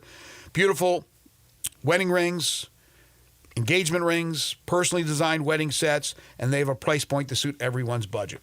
They are full-service jewelers with 2 bench jewelers ready to serve you. They are James Gaddis Jewelers, and every Monday and Friday, they bring you the Memphis Sports Fact. Did you know Memphis Tigers tight end Anthony Lanphier, who first believed he was able to get another year back to play at the University of Memphis in 2025 because of the junior college ruling, found out yesterday he does not have a year of eligibility remaining, and unfortunately, Anthony Lanphier will not be playing for the Tigers. That's a big loss. So he has exhausted his eligibility and announced that he will throw his name into the NFL hat for the possibility of being drafted. If not, then he'll try to catch on with the team. Want to wish Anthony Lanphier nothing but the best. I had said, what was it, a couple weeks ago, that after that announcement originally that he was coming back, I ran into him like 2 or 3 different times at like a store and then at a restaurant. I'm like, wow, he's everywhere. And now he gets the news that because it was before 2020, it was 2019, that doesn't count. That's not part of the Diego Pavia rule. So unfortunately, he's not eligible. Yeah, unfortunate for him. I'm not sure anybody knows exactly for sure how that whole thing is working and all of that stuff. And obviously, he was told that he was going to have the year, and then told that he wasn't going to have the year. So obviously, there's plenty of confusion around that whole situation as far as who does and doesn't have those years of eligibility, that year of eligibility, getting it back. Yeah, Memphis misses or loses their top 3 tight ends from last year. They've brought in some others, including a transfer from Penn State, but that's a big loss. They thought, Ryan obviously thought they'd have Lanphier back in the fold. Couple of texts here on the Sissy's Log Cabin listener line at 901-360-8255. One texter says, Ja has to be more consistent at being on the court. Are we ever going to see him play even 5 games in a row this season? I'm still a Ja fan, but it is a bit frustrating. Yes, it is. The question is he legitimately hurt all the time or sick, or is it the team being incredibly careful, extremely careful with load management because they have not had his services in the postseason the last few years? Of course, he had the suspension the 1 year, but I wouldn't be surprised, and you're never going to find out because obviously that wouldn't sit well with Adam Silver and the gang in New York City, but I think they are being careful. I'm not saying he didn't hurt his shoulder and miss this game because he wasn't on the injury list the other day and then they practiced, but what are you doing in practice to bang your shoulder like that? I mean, come on, ease up now a little bit. But he's had all kinds of injuries this year, like a knee tweak or an ankle thing or an illness. So I hope they are just managing his time and that he's ready to go finally in the postseason. But that texter is like many, many other fans of the Grizzlies and of Ja. They're concerned about that, and they should be. He needs to be on the court. They won that game last night, but they are better. I don't care. Somebody will throw a record at me and go, look, they're pretty good without Ja. Ja's the guy. They have to have Ja. Ja is a difference maker in the final minutes of a game. You need a bucket. You need a guy to get to the free throw line. You need to push the tempo. Ja Morant is that guy. Now, it's nice that they have depth. And because they have depth, Plus, they have Jaren Jackson Jr., who is turning into a star, and he's in the All-Star game for a second time. But that depth has really helped out this team this year. Well, yeah, I mean, they're obviously a better team. The record indicates everything about it. With Ja on the floor, the shoulder concerns me. I mean, the fact that it seems to be able to get easily aggravated and cost him games. I don't know what the situation is. Certainly, I have no idea what and if it's something that rests, and hopefully by the end of the year, maybe it's a lot better and don't have these issues. But that shoulder. Most of the stuff he's missed this year seems to have been the shoulder neck type stuff. That and last night, I think that he aggravated the shoulder injury in practice, and that's unfortunate. Again, that if that's continues to be an issue for the rest of the year, because you get to the postseason, you think he's healthy, and something happens to aggravate it, and then suddenly he's out for a game or two. That is not a good thing. Another texter says, what concerned me about last night's game wasn't the rebounding, but seeing Ja sit not with his teammates, but behind the bench. I don't think I ever saw him stand up one time and celebrate with any of them. He seemed very distant. It was weird that he was sitting in the back row. I don't know why that was for yesterday compared to some of the others. Of course, he had the, ninja mask working. I don't know if it was really cold in FedEx Forum last night or what, but that was weird. But, Taylor Jenkins was asked about, somebody even said something to Taylor Jenkins in the postgame about that they thought Ja seemed like not as engaged. But Taylor Jenkins said he didn't believe that was the case at all. He said when he was walking down the bench or whatever, he saw him talking to teammates a lot. He said he was very engaged in huddles. So, I don't know, Taylor Jenkins did not seem to think he was unengaged or anything like that last night. Taylor, I can only go by what Taylor says. Taylor is always going to back his players, and that's why he's such a player's coach. But, after a while, he's going to probably get a little tired of answering questions about Ja every 3 games, every 4 games, because that's pretty much been consistent, that he's not going to play 5 games in a row. It's just not part of what's happening this year. Now, you'd rather see him play 2 or 3, miss a game, rather than miss 20 in a row.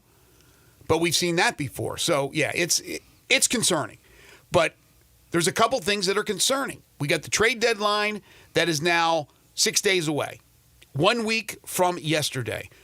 Will they make a move? Let's say something happens and he's not able to go. Are they fine with Dez running the point?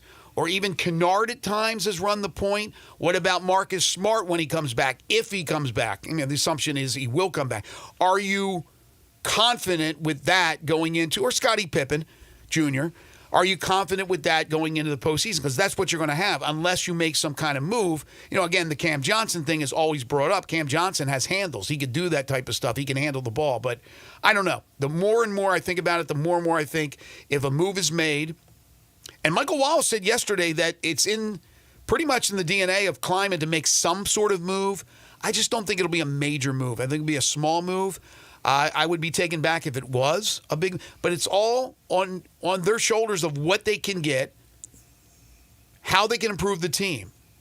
But they may just look at it right now and go, look, we just beat Houston without Ja.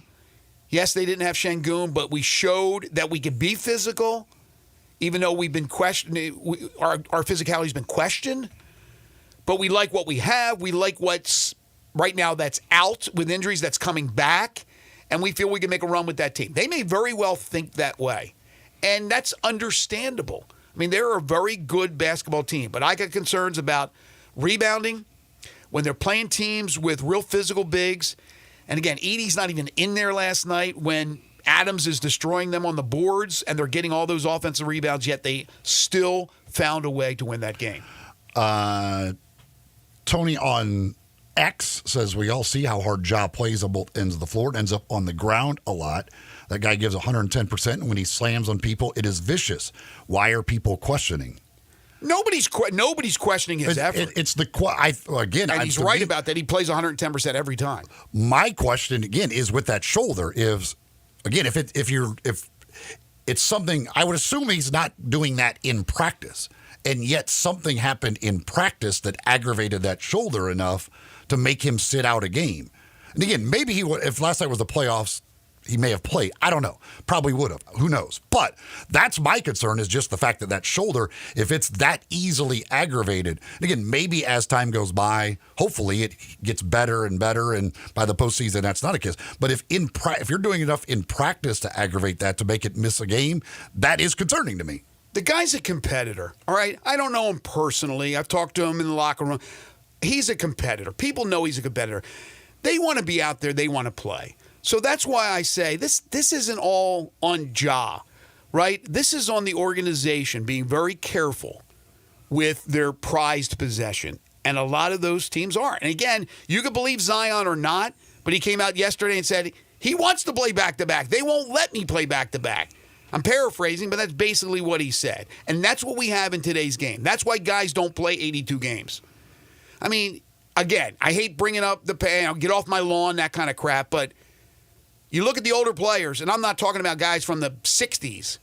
You look at players in the early 2000s, in the 90s certainly.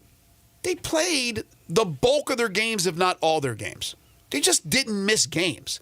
Now they miss games. I think that has more to do with the organization. They know how much money they've invested, and they're being very careful. Another texter who's listening via the app in North Carolina, certainly appreciate it. Thank you. If it's a load management issue with Ja, load manage versus sub 500 teams. Our schedule is brutal down the stretch. Got to have Ja versus the top teams. Yeah. Okay, again, that's why, like last night, I'm sure they would have loved to have Ja, and Ja would love to play national television against the Rockets, all of that stuff. That's what makes me think, like, that shoulder had to be giving him a real problem. Like, it had to be a real problem. That's just something that happened in practice with it.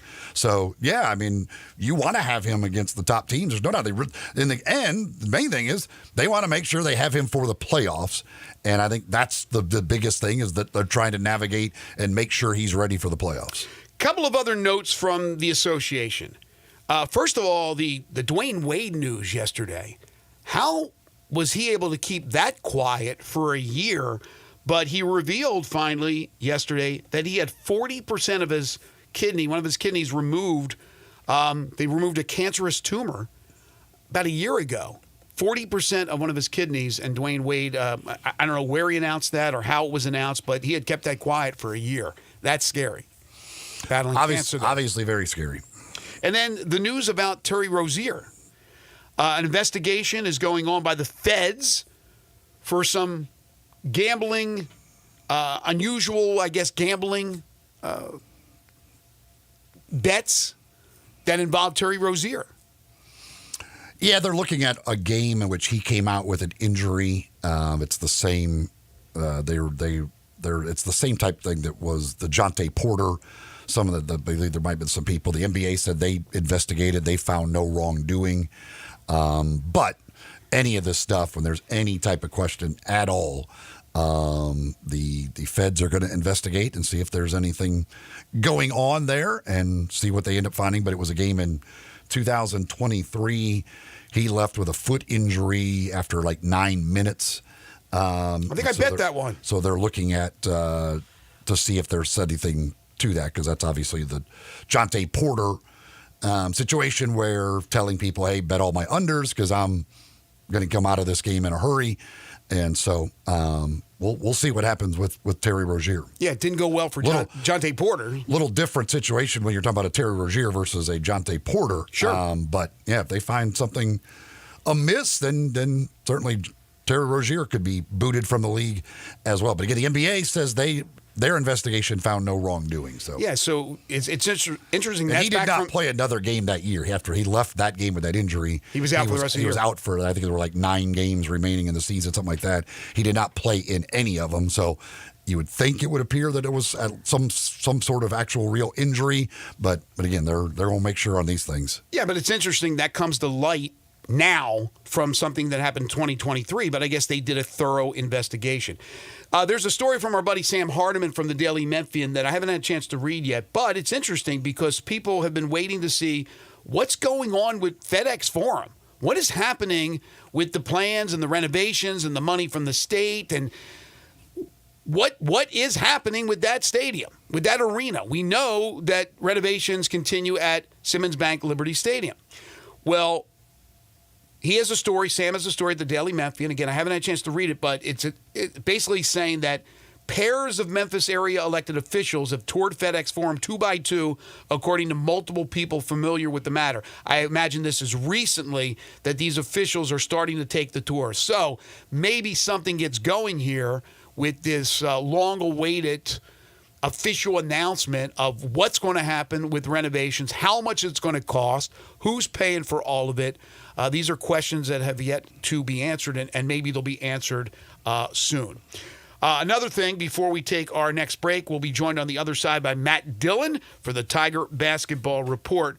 From the NFL, Ravens kicker Justin Tucker accused of inappropriate sexual behavior by 6 massage therapists in the Baltimore area.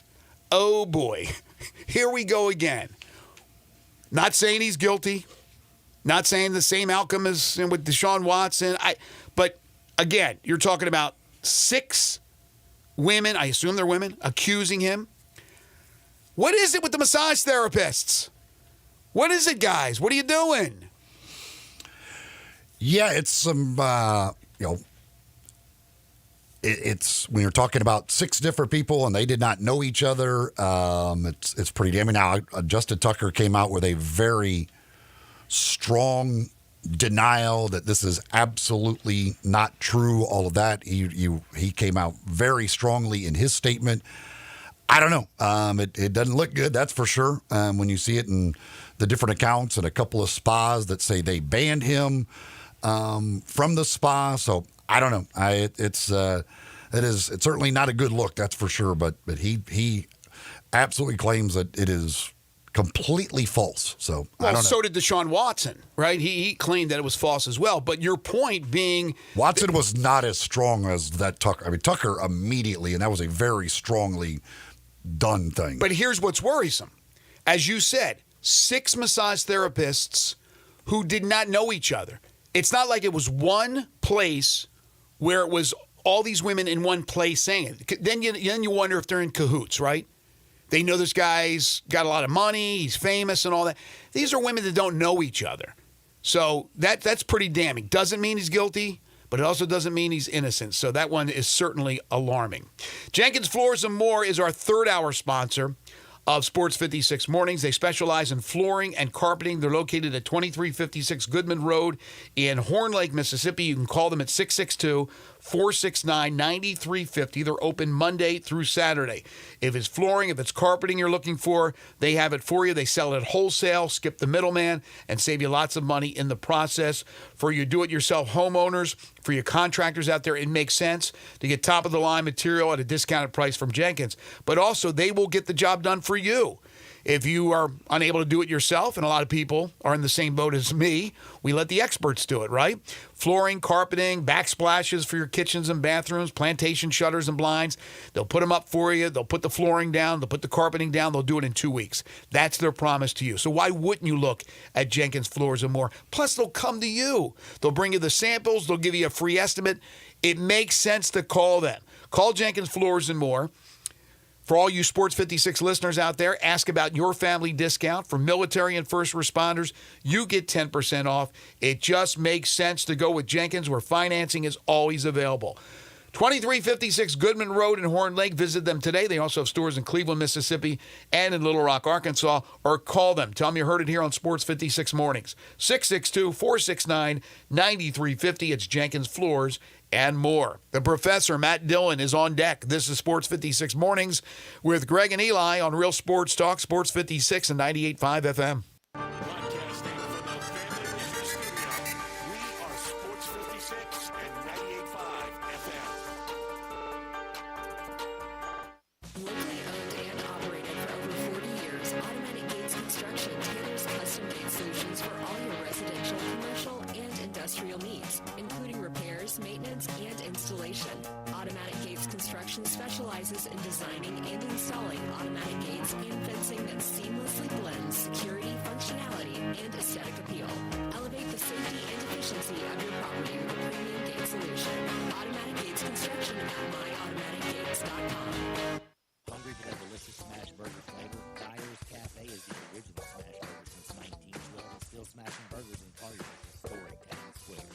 the lunch specials Monday through Friday, 11 to 2. Ask about the world famous split dog and authentic Chicago or New York dog. Try the leaner side of Dyers with a grilled chicken sandwich or freshly made salad. Also serving Lake Delta raised catfish, Pasquale's tamales, and a customer favorite hand-breaded onion ring.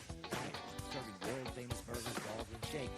Call your local store in Town Square. The Family Leisure floor model sales happening right now through the end of January. Family Leisure has got to get rid of all the 2024 inventory because all the new 2025 items are starting to arrive. All floor models are up to 50% off. You want a cold plunge tub? They start at $49.99. Go the other route with a hot tub. Get $3,000 off with free steps and chemicals. Family Leisure has pool tables, arcades, ping pong, air hockey, even baseball tables from 20 to 60% off. Want beer seating? Family Leisure has theater seating up to 75% off. Plus, now's the time to start thinking about pool seats. You can buy it now, get on the installation schedule, and be ready before everyone else. Special financing is also available. Hey, if you want to get free delivery on any of these items, you just tell the phone staff at Family Leisure that you heard this commercial. It's the floor model show. Now, through the end of January, Family Leisure, we run I-40. Family and fun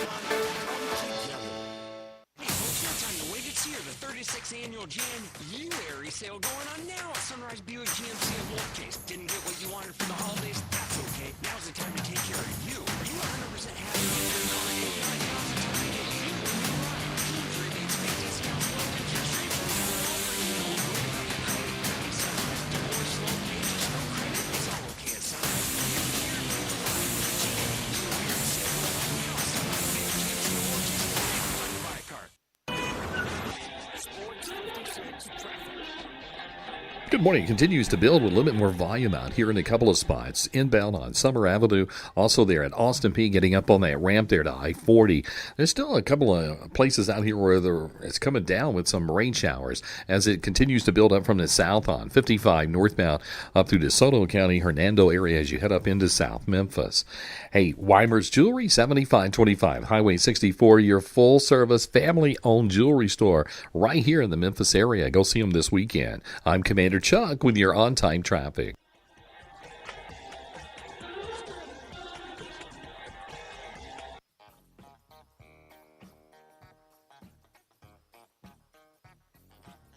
Now back to Sports 56 mornings on Sports 56 and 98.5 FM. This hour is brought to you by James Gaddis Jewelers. Don't you just love it? Here once again, Greg Gaston and Eli Savoy. So I guess you could say the Tigers exorcised the demons, or at least the voodoo, in New Orleans after they snapped a 3-game losing streak in New Orleans to Tulane as they get the win last night, 68-56. And now it's time for the Tiger Basketball Report. It's brought to you by Central Barbecue, Binswanger Glass, Colonial Hardware, and Napa Cafe. We're joined from the Big Easy by the professor, Matt Dillon, for the Tiger Basketball Report. Hello, Matt. Good morning, fellows, from New Orleans. Boy, I tell you what, very interesting town. A lot of action going on down here. They're getting ready for this Super Bowl, and this town's a buzz right now. It's going to be crazy. Of course, they had the snow, the rare snow here recently. Have you got yourself a beignet this morning, Matt? Well, I did yesterday, man. I kind of wore 3 of them out. So, I enjoy a good beignet. So last night, for a while there, I thought, oh gosh, they're going to lose another one to Tulane. Then they went on that real nice run to end the first half, so they had to feel pretty good about themselves going into halftime. And then Tulane doing Tulane things. They're confident. They've beaten Memphis, as we talked about, or I talked about, 3 straight times in New Orleans. So they feel good about themselves. And then all of a sudden, it's the 3-point shooting, the barrage from P.J. Carter, the barrage from Colby Rogers, and a double-double by Dane Danger. That's why they won that basketball game. This was a rare game for P.J. Haggerty. It was not a huge game for Tyrese Hunter. So the Tigers showed that they can win despite that dynamic duo not having huge games. No question about it. I knew last night P.J. Haggerty shoot around. He wasn't 100%. You could tell he was just not ready to go, and he gutted it out. I got to give him a lot of credit. He came out and played more minutes than I really thought he would. To be honest with you, 37 minutes, and when you hold him under double figures, Think about that. You don't see that very often in his career, only going to the free throw line 2 times. So he wasn't really in it, but I'll tell you, P.J. Carter hit some big shots in the first half, Greg. He really kept them in that game. Tulane was rolling there for a while. I mean, they were feeling pretty good. You know, the momentum was kind of going their way. The students were into it, and that place was rocking. I was surprised. I thought the crowd would be smaller. It was almost full down there, and it was rocking and rolling and everything else. But Carter, man, lately he's just been on fire, and his misses even look good. That's the thing about that. Every time he lets one go, you think it's going in. You know, he kind of steadied the ship, and, of course, Danger, they had nobody to answer for him. And there is no question. And that's the thing that the Tigers have been looking for, him dominating the way he has. In this league, he should be able to do what he did last night. They tried to front him at first, didn't do any good, and then they tried to double him from behind. Too big, too strong. They had a guy that's 6'7", the 5-man. Just can't handle him. And he's the difference in this league right now, inside for the Tigers, obviously. You get the ball in the block, he's got, great feet, pretty agile, can use either hand, a really good player. But then you come and get Rogers slumping all game. Man, he's really off. What does he do? He pops one from the left wing that really was a big shot, and then he hits like 2 in a row. So this team's got a lot of intangibles, guys. You got one big, and you got 4 guys that can play around them. This team's really hard to beat right now. Matt, you talk about the crowd. When they got the rope out to try and prevent the storming of the court, was that noticeable in the gym? Not really. I found out about it later. Where we're sitting, I couldn't really see it, but I had a feeling they might do that because what's the fine now? I don't know. It starts 100,000 or whatever. I don't know. I'm sure they don't want to pay any money, but a lot of these ADs are begging people not to run and get on the court now because it's costing them a lot of bucks. So yeah. They had in their mind, I know, they had a lot of security there, I think, to kind of, hopefully, if they won, to keep things in check, because those students are right behind us down there, and they were rowdy and going on. Of course, they kind of quieted down when Rogers got that face mask 3 sign on them. They kind of didn't say much and kind of sat there, to be honest with you. Because they were talking on the broadcast how they had sent the storming court procedures to Memphis, and it is a little weird. Hey, by the way, if we beat you, we're gonna storm the court. Here's what the procedures are and all that stuff. And then they showed in the game that there, I don't know how much time left, that they had gotten the rope, and the security people were sitting there with the rope across their laps. And I'm thinking to myself, that is the ultimate motivation if you're the opponent. You're watching them prepare for the storming of the court. But I didn't know if it was a real noticeable thing when they were getting ready for that.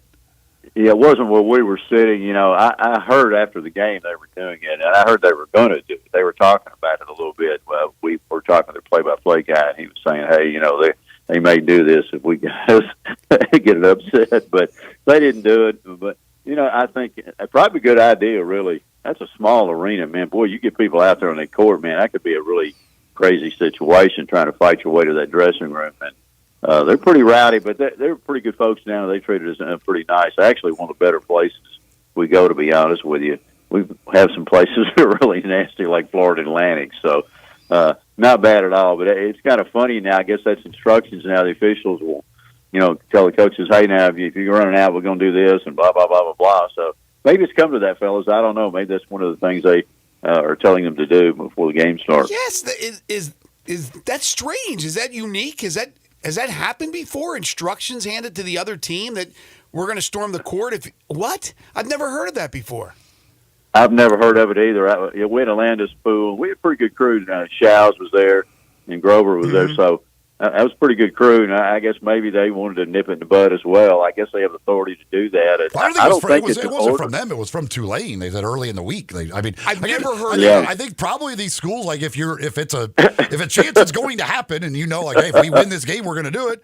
The big thing everybody wants is safety. Hey, here's what you need to do if this happens. Well, what happens Sunday at Rice if the 25 people storm the court? I mean, what's going to happen then? Well, they'll probably pay them to storm it down there, to be honest with you. I don't know, guys. But it is strange. But, Eli, that's a great point. Why would you put that out before the game starts? It is a motivation. It is. I think it's crazy. We got a text, and this is a question that I know a lot of people have out there. Reggie texted. He says, what took Penny so long to start Danger? he told us, and this is what he said. I got a feeling, I got to, I don't want to, change the starting lineup. We're rolling along or whatever, and then all of a sudden, he just said, "Hey, I think he wanted to give Musa really a fair chance. To be honest, I think him coming back, and he struggled at times to do some things, and I think he wanted to unleash a danger on these teams when the league play started. He said, I'm going to see what Musa can do when we start, and it's just the world of difference having him in there. There's no question, and I think maybe some motivation for Dane a little bit too. Sometimes he had played in streaks, played pretty well, and other times he hadn't. I think a little motivation, you kind of, hey, I'm going to put you in here. Here's your chance to do it. And, boy, he has really made a difference. There's no question. I don't know if any big man in this league is going to handle him if he's playing the way he's playing right now. He's just very confident.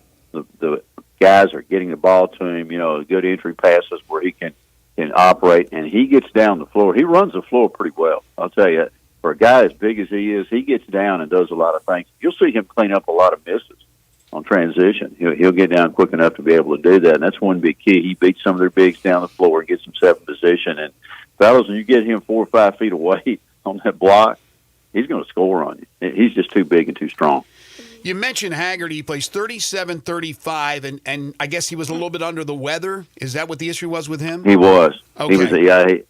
He was really not 100%. I shoot around. He did some stuff, and then they were kind of giving him some medicine, I think, and stuff. You could tell he was a little bit out of sync. And still plays 37-35 because Penny needs him. Tyrese Hunter plays 38-15. So those guys, again, he's trying to get him some rest.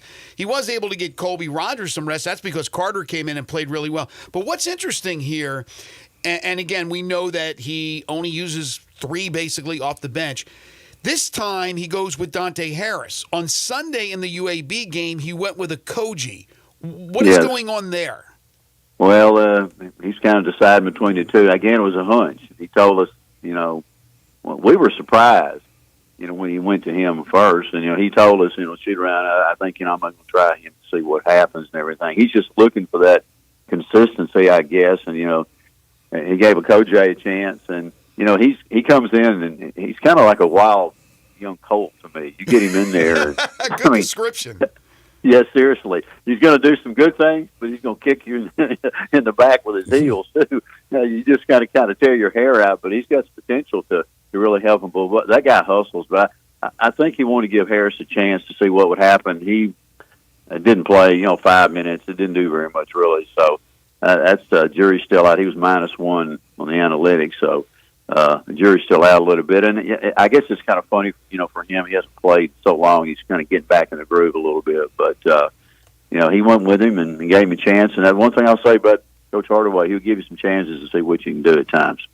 Boy, the kid for Tulane, Brumbaugh, the transfer, he played over 40 minutes.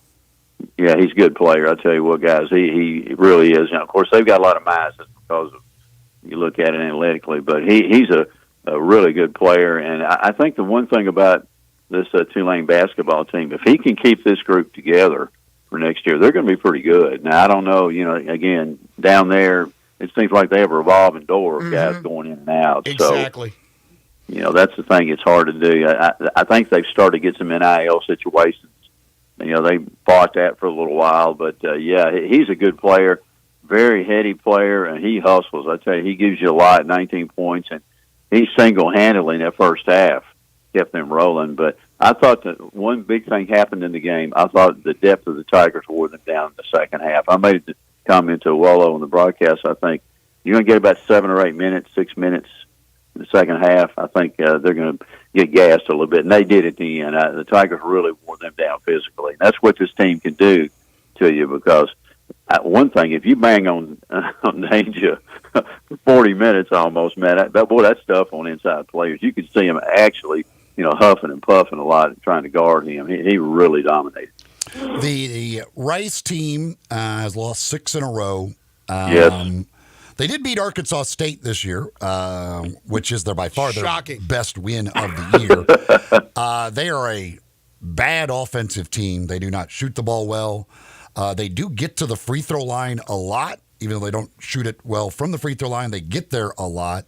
They turn it over a lot, like the Tigers do. What do you expect out of this Rice game? Well, they just can't score. I mean, that's one of the problems. And I think the Tigers defensively are a pretty good team right now. They're getting better and better.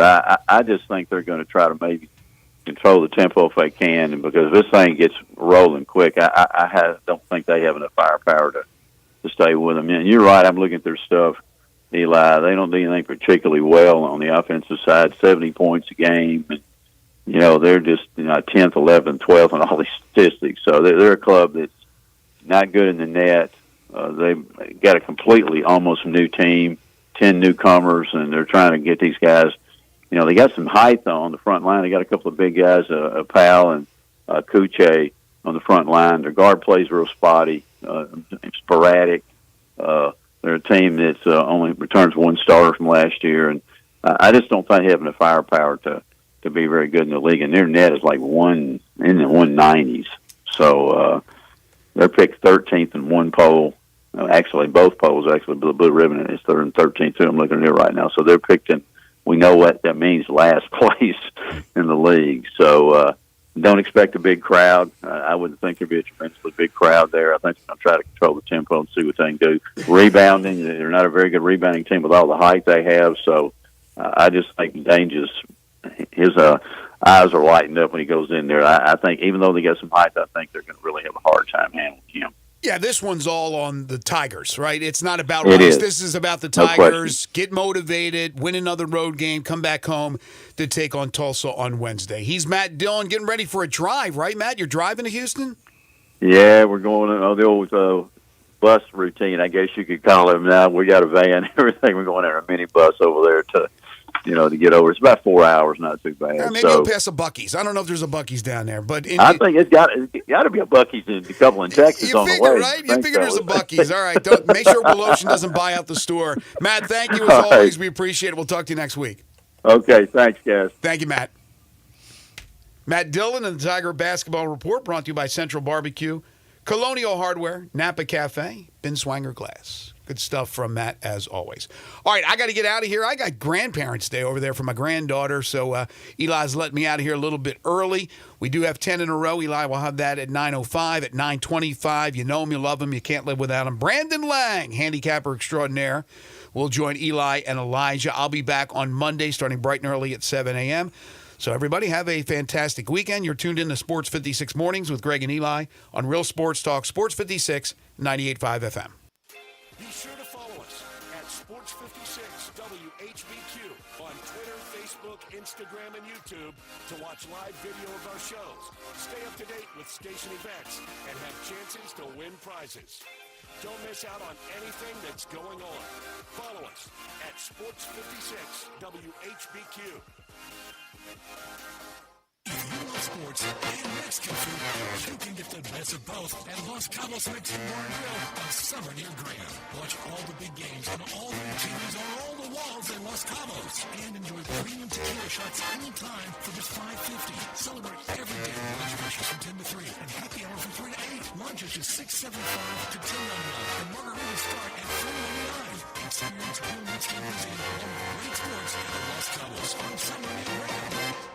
What happens when former real estate agents want to sell their homes? This is Sheldon Rosengarten with Mark's Benstorff Realtors. I am so proud and feel so honored when former real estate agents contact me when they want to sell their homes or someone has called them asking whom they should use.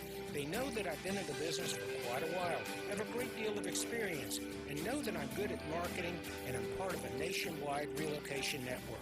Over the years, I've developed a highly successful strategic marketing program that can make the difference in what you make and when. Thinking of selling? Talk to 2 to 3 real estate brokers, but make sure I'm one of them. Remember what people often say, that when you want the job done, call Shell Done. So if you or someone you know is thinking of selling, remember what other former real estate agents do. They call me at 483-0546 or email me at memphisrelocate.com. Shell Dunn Rosengarten at memphisrelocate.com or 483-0546. Mid-South, it's time for a new year and a new ride from Gossett Mitsubishi on the Pike. Get 2024 Mitsubishi Mirage, a perfect compact hatchback for commutes, getaways, and just about everything else for $299 a month. Or buy Mirage for $18,410, gets 43 mpg highway. Or take your pick from 2024 Mitsubishi Outlander plug-in hybrid PHEV, named 2025 Family Green Car of the Year for 3 straight years. Or 2024 Mitsubishi Outlander, now just $399 a month. Plus, get peace of mind with Mitsubishi's 10-year, 100,000-mile powertrain limited warranty. Get to Gossett Mitsubishi today to start your year off right. 1870 Covington Pike and 24/7 at MemphisMitsubishi.com. If you want it, we got it at Gossett Motor Cars. Military rebate Mirage RHO 15630 MSRP 18410 PHEV RZO 66681 MSRP 42750 Outlander RZO 88655 MSRP 32770 includes all rebates and incentives. PF 695 excludes tax title and license with approved credit. See dealer for complete details. Offer valid through end of the month. Dealer stock only.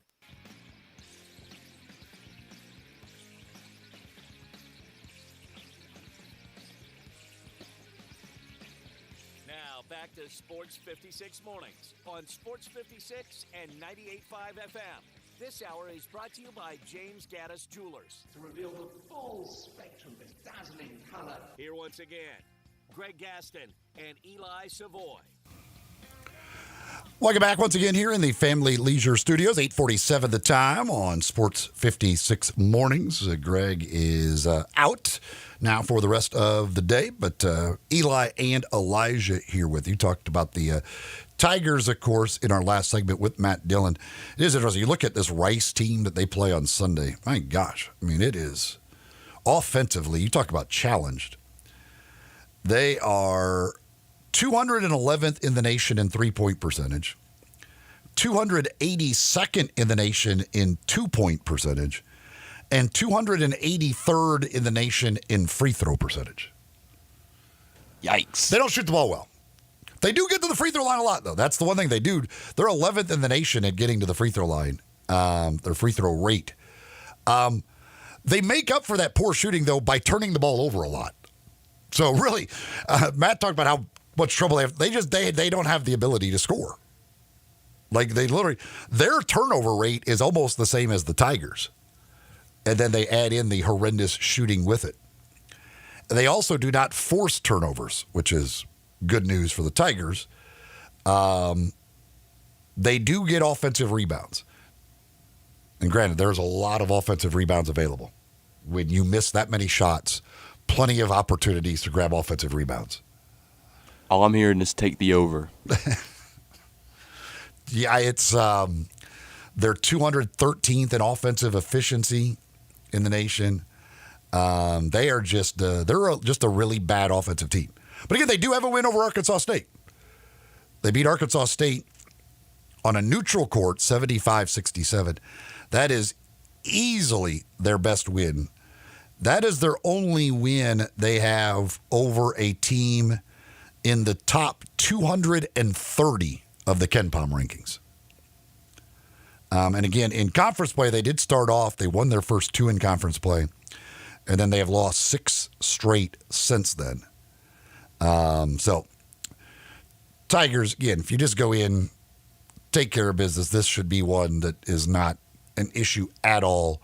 The only thing you don't want to do is give up 1 million offensive rebounds and 1 million second chance points, and they should be good as far as that is concerned. Elsewhere at college basketball, good weekend in the SEC. Really going to be a really good weekend in the SEC. Great day tomorrow. Starts with Florida and Tennessee at 11 o'clock tomorrow morning. Of course, earlier this year, when Tennessee visited Florida, they got absolutely destroyed. That was the 73-43 loss for Tennessee. That's their only loss they had that has not been a close game.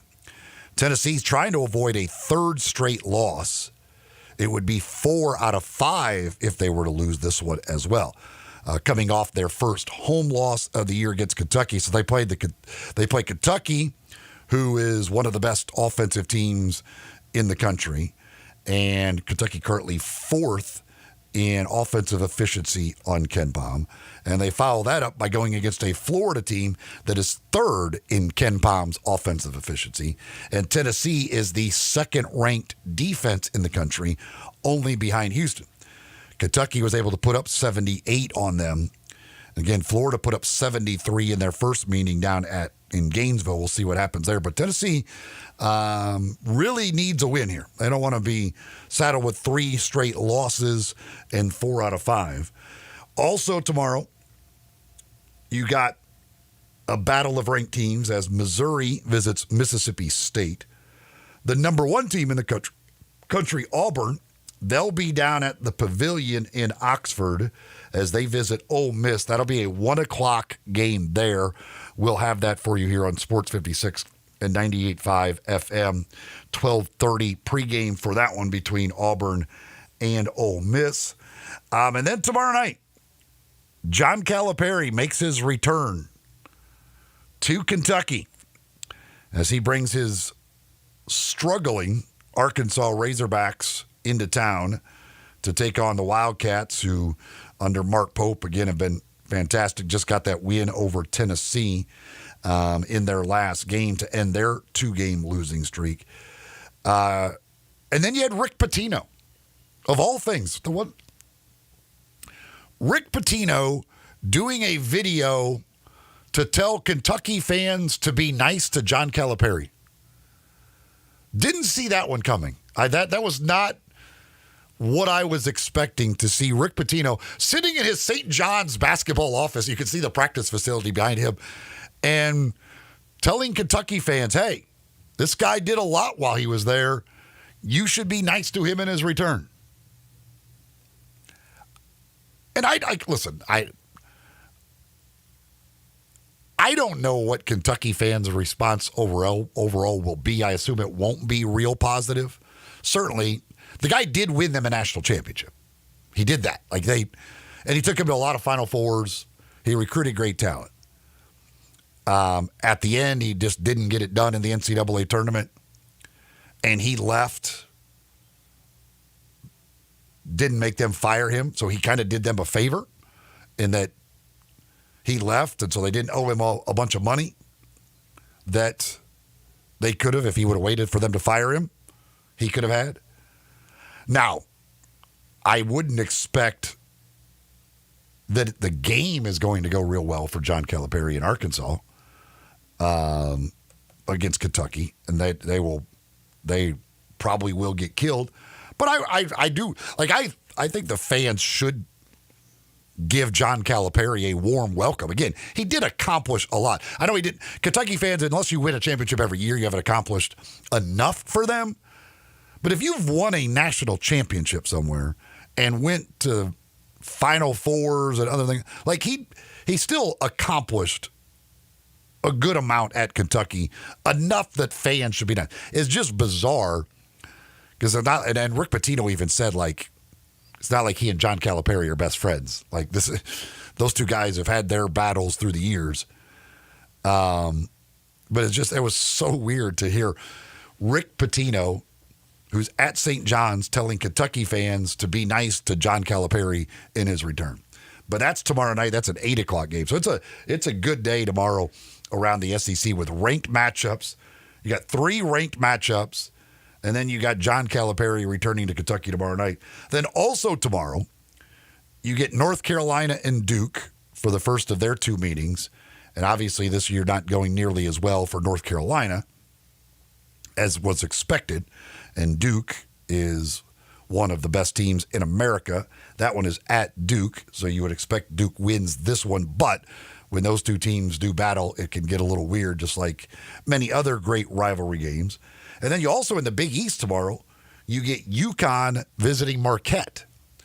So there are some great matchups, great lineup of games across the country tomorrow with ranked opponents battling each other, rivalry games like North Carolina and Duke, Again, the Calipari return to Kentucky. So going to be a fun day as far as college basketball is concerned tomorrow. Again, the Tigers, their game not till Sunday against Rice as they continue with this conference to play a lot of the Sunday games for those TV slots. And the Tigers will tip off at 2 o'clock Sunday down in Houston against Rice. But we'll find out a lot more. Again, in the SEC every week, you're going to get a bunch of these ranked matchups. Top 10 matchups, et cetera, and we get that again tomorrow with Florida, Tennessee, Missouri, Mississippi State, and Auburn, Ole Miss, all battles of ranked teams. Coming up in hour number 3 of the program, we will have 10 in a row, your opportunity to win a great prize package, and I think I've put together a fairly easy one. I think it's pretty easy. We'll see, but I think it's pretty darn easy. It is NFL related. I will tell you that. It is Super Bowl related. Somewhat Super Bowl related, I guess. But it is NFL related. We'll have that when we come back. Brandon Lang will join us in hour number 3. We'll kind of start looking ahead at the Super Bowl with him, recap how his weekend was last weekend. He took Philadelphia. He said in the area he liked Philly. He didn't know which way to go on Kansas City and Buffalo, although all of the numbers he had said to take Kansas City. He actually talked me out of taking Buffalo and made me just go with the over in that game. So he was on the right track. We'll see how he ended up doing last week, and we'll start looking ahead to the Super Bowl with Brandon Lang as well when he joins us in hour number 3. Guns, and more guns. It's all about firearms at Classic Arms of Memphis with over 700 firearms in stock, whatever it is that you're looking for. Home defense, handguns, rifles, shotgun, whatever. Hunting, self-defense, whatever purpose it is for, they're going to have something for you. Not only do they have new guns, they also have used guns as well, because they not only sell, but they also buy and they trade. So if you're looking to get rid of a gun, you can take it to Classic Arms as well. Guaranteed lowest price in town, only gun importer in the Mid-South. They got all the top brand names. Names like Glock and Sig and Ruger, Smith & Wesson, Browning, Beretta, all of those top names, they've got them. Again, we're talking over 700 firearms in stock. They've pretty much got it all. They do free gun inspections and appraisals as well, all at Classic Arms, 1740 Germantown Parkway. It's right behind Corky's Barbecue there in Cordova. And you can also shop online 24/7 at classicarmsofmemphis.com. All the supplies, ammunition, everything you need. If it deals with firearms, Classic Arms has you taken care of. Again, 1740 Germantown Parkway and online, classicarmsofmemphis.com.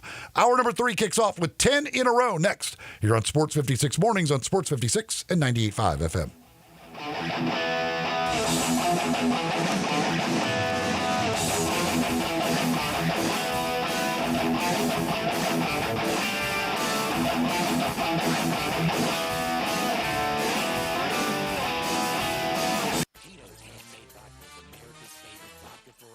From the first legal distillery in Texas, Tito's is 6 times distilled till it's just right and naturally gluten-free, making it a high-quality spirit that mixes with just about everything. From the smoothest martinis to the best Bloody Marys, beyond the bottle, Tito's has gained a reputation for giving back, teaming up with nonprofits around the world to serve its community and do good for dogs. Make your next cocktail with Tito's and learn more at Tito'sVodka.com. 40% alcohol by volume, mainly 80 proof, crafted to be savored responsibly. At Jason's Deli, when you're dining in or picking up curbside, you can expect wholesome food and no surprises, just delicious sandwiches, crisp salads, and quick quality meals made with the freshest ingredients and no artificial trans fats, MSG, high fructose corn syrup, or artificial colors and dyes. Around here, a lot of thought goes into what we put into our food and what we take out of it, because you're not just taking a bite, you're getting a taste of who we are. New items are constantly being created to expand our menu for all tastes and special diets with vegan and gluten-free options available. Convenience and on-time delivery you can count on. It's just a click away at jasonsdeli.com, so whether you need to feed 5 people or 5,000, the team at Jason's Deli, they have the credentials and the commitment to keep you satisfied. Freshness is nearby at Jason's Deli with locations at Ridgeway in the Park Place Center, Poplar and Highland, Germantown Road in Cordova, and on Goodman Road in Olive Branch. Jason's Deli. It's wholesome food and no surprises. We will be live in New Orleans all week long for the biggest game of the year. We'll have the sights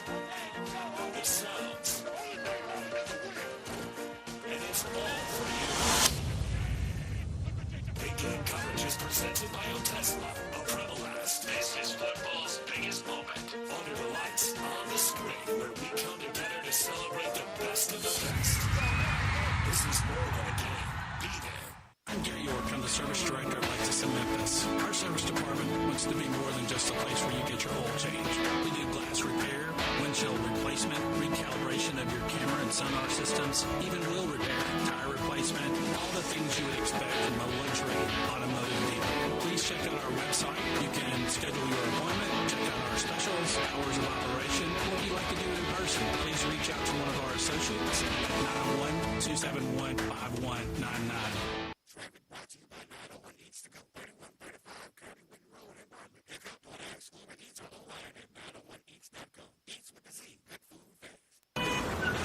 Sports 56 traffic.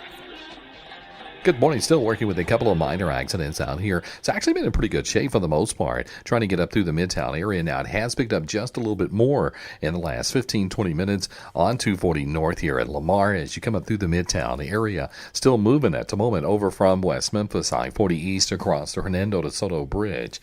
Hey, if your yard needs a little bit of help this time of the year, call Lawn Solutions. They have over 30 years experience. Check them out online at lawnsolutionsinc.net. I'm Commander Chuck with your on-time traffic.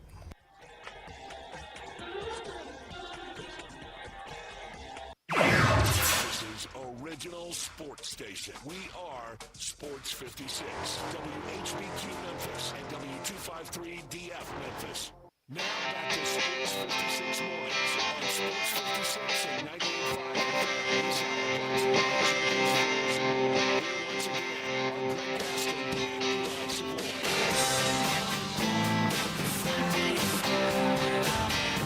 9:02 here in the Family Leisure Studios. Welcome back. It is hour number 3 of Sports 56 mornings on this Friday. Final day of January, so our final hour of the week and our final hour of the month of January, which has just absolutely flown by once again. Going to be a beautiful end to the month of January. Looks like the sun is peeking out there right now. Temperature is going to be in the mid-60s today. Will be a lot of clouds, but some sun. And then over the weekend, temperatures getting up near 70 degrees on Sunday, into the 70s early next week. Got my fingers crossed that this is here for good, but I know it's probably not. I know we're probably going to get cold again at some point, but looks like it's going to be an absolutely spectacular weekend weather-wise here in Memphis and the Mid-South. So try and get out and enjoy that if you can. Coming up in just a moment, we do have 10 in a row coming your way. If you want to get on the phone lines to play 10 in a row, great prize package. We'll get to that coming up in a little bit. And then later in the hour, Brandon Lang will join us as we start looking ahead to the Super Bowl matchup between the Chiefs and the Eagles from a handicapping perspective. This hour of the program is brought to you by Jenkins Floors and More. They bring you a third hour each and every day. And again, we come to you live from the Family Leisure Studios. Family Leisure is where family and fun come together. They got that floor model sale going on right now, moving out the 2024 inventory to make room for 2025 stuff. This nice weather, start maybe thinking about outside stuff. Boy, they got all kinds of great things for indoors or outdoors over at Family Leisure at 2120 Witten Road. Time now for 10 in a row. Not 5, not 6, not 7, not 8, not 9, but 10 in a row. It is 10 in a row, and it's brought to you by Napa Cafe, celebrating now 27 years. Glenda Hastings, the entire crew at Napa Cafe. In the restaurant business, if you've been doing it that long, you know you're doing it right. You know you're producing some great food, great atmosphere. That's what it's all about at Napa Cafe. 5101 Sanderlin is where you'll find them. And they're open for dinner Wednesday through Saturday starting at 5 o'clock. If you go to napacafe.com, you can make your reservations. You can also check out the menu.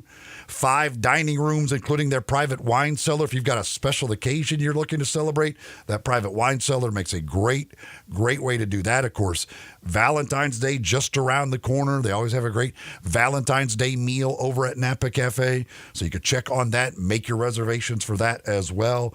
Just absolutely fantastic food and a great atmosphere there at Napa Cafe. Get open for dinner Wednesday through Saturday, starting at 5. Go to napacafe.com for reservations and check out that menu as well. They're at 5101 Sanderlin in East Memphis. The winner of 10 in a row will get a $50 gift certificate to Napa Cafe, $25 gift certificate to Elwood's Shack, a $25 gift certificate to East Coast Wings, and a couple of Malco movie passes. So quite a prize package. Well over $100. They're $100 worth of food alone between Napa Cafe, Elwood Shack, and East Coast Wings, going to the winner of 10 in a row. 360-8255 is the phone number to play. And the category today is NFL franchises that have played 50 or more playoff games. NFL franchises that have played in 50 or more playoff games. And this is the history of the franchise. So if it's a franchise that has moved, it's the playoff games in the history of their franchise. So, you know, it's not just in their current city or whatever. It's the history of the franchise. Have they played in at least 50 playoff games? Doesn't matter whether they've won or lost, played in 50 or more playoff games. 360-8255. 360-8255. That's the phone number for the Sissy's Log Cabin listener line. You can get in line to have a chance to win that great prize package. And I don't think this is really hard. NFL franchises that have played in at least 50 playoff games. I will tell you there's 9 of them. There are 9 teams, 9 franchises that have played in 50 or more playoff games. All right, 360-8255. Leading us off is Mark. Hey, Mark. Eli, how you doing? I am doing good. All right, NFL franchises that have played in 50 or more playoff games. The Dolphins. Okay, you just need a just need a yes or no. Yeah, yes if they have, no if they have not. The Dolphins. Gotcha. No. The Cowboys. Yes. Broncos. No. Jets. No. Chiefs. Yes. 360-8255. Chiefs have not made 50 yet. It's a little bit surprising. They've played it a lot here recently, obviously, but they have not played in 50 playoff games. David is next. Hey, David. Hey, man. All right, we go to list number 2. NFL franchises that have played in 50 or more playoff games. The Vikings. Yes. Raiders. No. Packers. Yes. Steelers. Yes. Bears. Yes. Bears have not played in 50 playoff games. Despite being around forever, in the NFL, they have not played in 50 playoff games. Joe is next. Hey, Joe. He got the rare non-leadoff. Oh my goodness! Yeah, this is very strange. Joe actually gets a little help here before he even starts. Here we go. Dolphins. No. Cowboys. Yes. Broncos. No. Jets. No. Chiefs. No. Eagles. Yes. Bills. I'm gonna say no. Giants. Yes. 49ers. Yeah, absolutely. Chargers. Oh, I'm going to say no. He's the GOAT. I mean, he's just the GOAT. The bottom line is, whether he leads it off, he actually gave some people a chance today to win before him, but then Joe swoops in and he wins it. Joe, hold on, and Elijah will tell you how to get your prize package. He's the GOAT. Bottom line. All right, Charlie, KC, Mario, I'll give you guys a second chance here. If you would have called a little earlier, you had a chance to beat him out. But once Joe gets his hands on it, we usually know what ends up happening. And there he was. And he swoops in and takes care of business as he normally does. So let's see. It'll be actually Mario first, then Charlie, then KC with the second chance opportunities. Mario, what's up? Hey, what's up, Eli? All right. You've got, let's see, which list? He did this list. Okay. Vikings. Yes. Raiders. No. Packers. Yes. Steelers. Yes. Bears. No. Bengals. No. Patriots. Yes. Commanders. Yes. Ooh. Very close, though. We're getting close. He set it up nicely for Charlie, and if Charlie can't get it done, then KC. Charlie, what's up? Hey, man, what's going on? All right, here we go. NFL franchises that have played in 50 or more playoff games. Vikings. Yes. Raiders. No. Packers. Yes. Steelers. Yes. Bears. No. Bengals. No. Patriots. Yes. Commanders. No. Lions. No. Rams. No. Oh. Oh. Oh. All right. If KC was listening closely, it has been set up on the silver platter for KC to come in and our final contestant of the day and win on the second chance sweepstakes. KC, how are you? All right, a lot of pressure. All right, here we go. Vikings. Yes. Raiders. No. Packers. Yes. Steelers. Yes. Bears. No. Bengals. No. Patriots. Yes. Commanders. No. Lions. No. Rams. Yes. There we go. 2 winners again this week. We've been having a lot of weeks, it seems like, with some second chance winners. KC listened and took advantage of the opportunity. KC will get you a prize package together as well. Congratulations. So there you go. 2 winners in 10 in a row this week. Joe, the GOAT, and KC able to swoop in and get a second chance win in that one. Again, there's 9 teams that have played in at least 50 playoff games. The Cowboys have the most playoff games played all time. I'm trying to pull up this list here.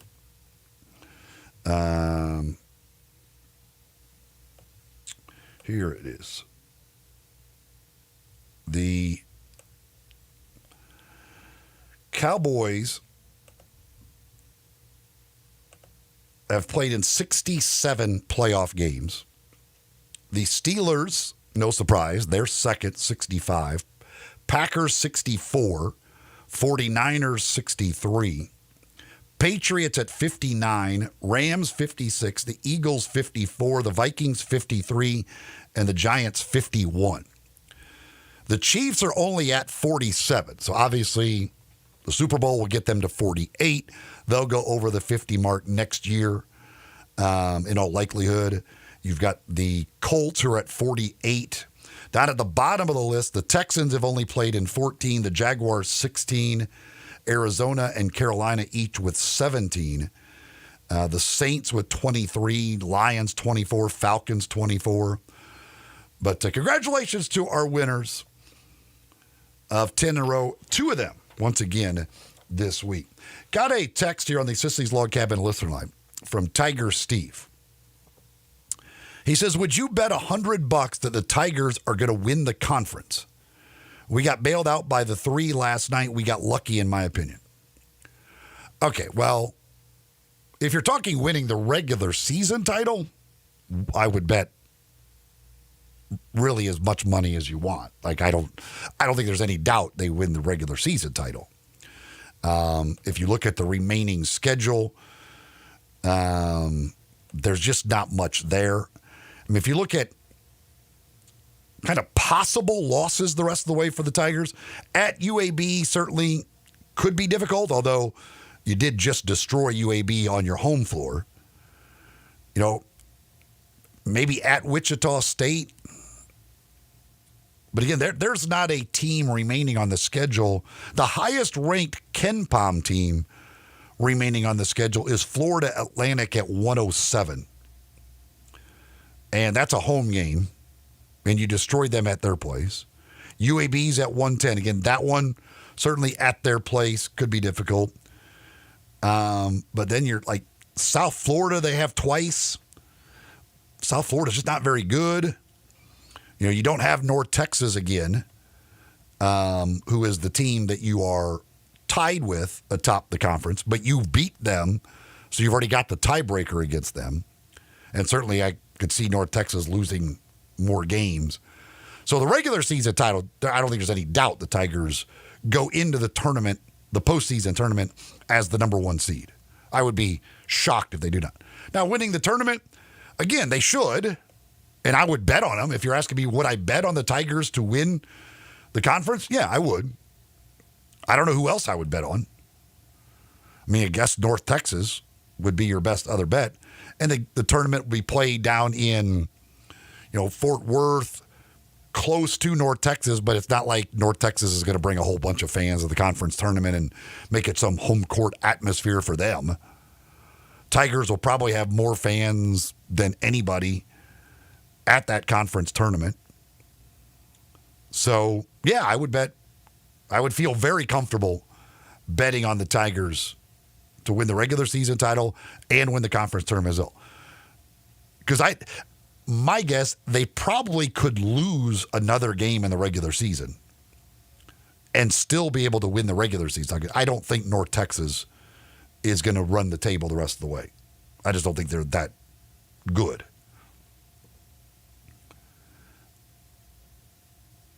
Whereas I think the Tigers certainly are. But again, the game at UAB, very well, say you lose that game, I still think that means the Tigers win the conference regular season title. And then again, I think neutral court, I'm going to put my money on these Tigers against anybody else in this conference for sure. So, yeah, I would absolutely be willing to bet $100 on the Tigers to win the conference title. Another texter here says, Jaren Jackson Jr. showed everybody why he's an all-star with Ja out against an elite Rockets team. Yeah, again, great day. But what a day for Jaren Jackson Jr. yesterday. Or great night. You find out a couple hours before the game that you are an all-star. And again, we were very confident. I was very confident. Everybody was very confident he was going to make it. But until you actually heard him announce, you don't know, because the front court in the West is loaded. I mean, the guy who leads the league in double-doubles and rebounding did not make the team in Domantas Sabonis. So it wasn't like you go, oh, yeah, there's just not enough. It's obvious he's going to make it because there's who else they're going to put on. I mean, there were really good guys. A guy like that. Sabonis, who's played in almost every game this year, has had a double-double in almost every game this year, leads the league in rebounding, and is second in the league in three-point percentage, by the way. Couldn't make it. So Jaren finds that out, then goes out. Grizzlies get the win. He hits the game-winning free throws in the final seconds. Goes for 21 points in the game, including the game winners. So it's a great night for Jaren Jackson Jr. Great night for the Grizzlies. I wasn't at the game, a little too late for that, but it looked like the atmosphere, especially there, and Kevin Harlan and Reggie Miller talk about, there were a couple times where the whistle blew, and they didn't even know it blew. They're like, you can't even hear the whistles in here right now. That's how loud it was. So it sounded like it was a playoff-type atmosphere. And again, if you could sign me up right now for a second-round series of the Grizzlies versus the Rockets, I am all in. Absolutely all in. I would love to see those two teams do battle in a playoff series, because I think it could be a series that easily goes 6 or 7 games. They're obviously very evenly matched. The 3 games they've played this month have all been one-possession games. You've got the villain in Dylan Brooks on the other side. You've got it just sets up perfectly. And it would be so much fun. And the intensity that those two teams, there's a bit of dislike there, you can tell. It's a lot of young guys who are trying to kind of, for the Rockets, those guys, most of that team doing it for the first time ever when they get into the postseason. Obviously, Brooks and Adams and some have been around, but the Jalen Greens and Şengün's and Amen Thompson, this will be their first, go-around in playoff basketball, whereas the Grizzlies have been there, but had the disaster last year with all the injuries, so they haven't been there in a couple of years and are still trying to advance and, take advantage of that playoff experience. But, yeah, I 100% would be all in for that as a second-round matchup. You get that as the 2-3 matchup in the second round, chance to advance to the conference finals. Oof. That would be some fun basketball right there. And I think the Grizzlies would have a great chance. Certainly wouldn't be easy. Rockets would have a great chance as well. I mean, I think it would be an extremely close series, just like the 3 games we've seen this month between those two teams. But huge win for the Grizzlies just to get at least one win against them this year. One in the standings, it's huge because you already know you lost the tiebreaker to them. You didn't want to lose another game in the standings to them. But also, if you do match up with them, just to have one win, not have gone 0-4 against them during the regular season, I think was just nice for the conference. One other thing I did want to mention about last night, too, on the negative side of things, Gigi's got to calm down a little bit. Like, dude was shooting like every time he touched the ball, he felt like he had to shoot it. Again, I know he's trying to work his way back in there and everything else, but got to just slow down. Slow it down. Because this is the thing, too, with Gigi. He hasn't played with these guys. Last year, they weren't around, and he could shoot whenever he wanted. They encouraged him to shoot whenever because, well, nobody else on the court was really an NBA player a lot of the time. But he's got to figure his fit out a little bit better when he's out there with Bane and Jaren and these guys, and he doesn't need to be firing away constantly. He was out of control on some of his drives to the rim, firing up threes. Ends up 0 for 5 in the game, 0 for 3 from three-point range. Again, he's just got to it's got to calm down a little bit. He only ended up playing 9 minutes. In that second half, you could tell they were like, okay, he can't. We can't have this. But I did think, and I mentioned this earlier, Brandon Clark was terrific. And he ended up playing almost the entire fourth quarter last night, and with good reason. Even though they were getting killed on the offensive glass, he was giving you on the offensive end. Whereas Edey wasn't rebounding or giving you anything on the offensive end.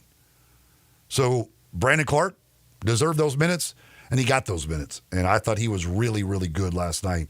And obviously Jackson, and again, Bane's aggressiveness going to the basket in that fourth quarter, not settling for threes really at all. It was all go to the rim. I thought was really good as well. As the Grizzlies get the win, 120-119. Up next, Brandon Lang joins us. We'll talk with him about the Super Bowl coming up next week when we continue here, Sports 56 Mornings, here on Sports 56 and 98.5 FM. We are real sports talk. Sports 56 WHBQ. Available on your radio dial at 560 AM and 98.5 FM, as well as around the world online at sports56whbq.com. Take us with you everywhere by downloading the Sports 56 app. And at home, just say, Alexa, play Sports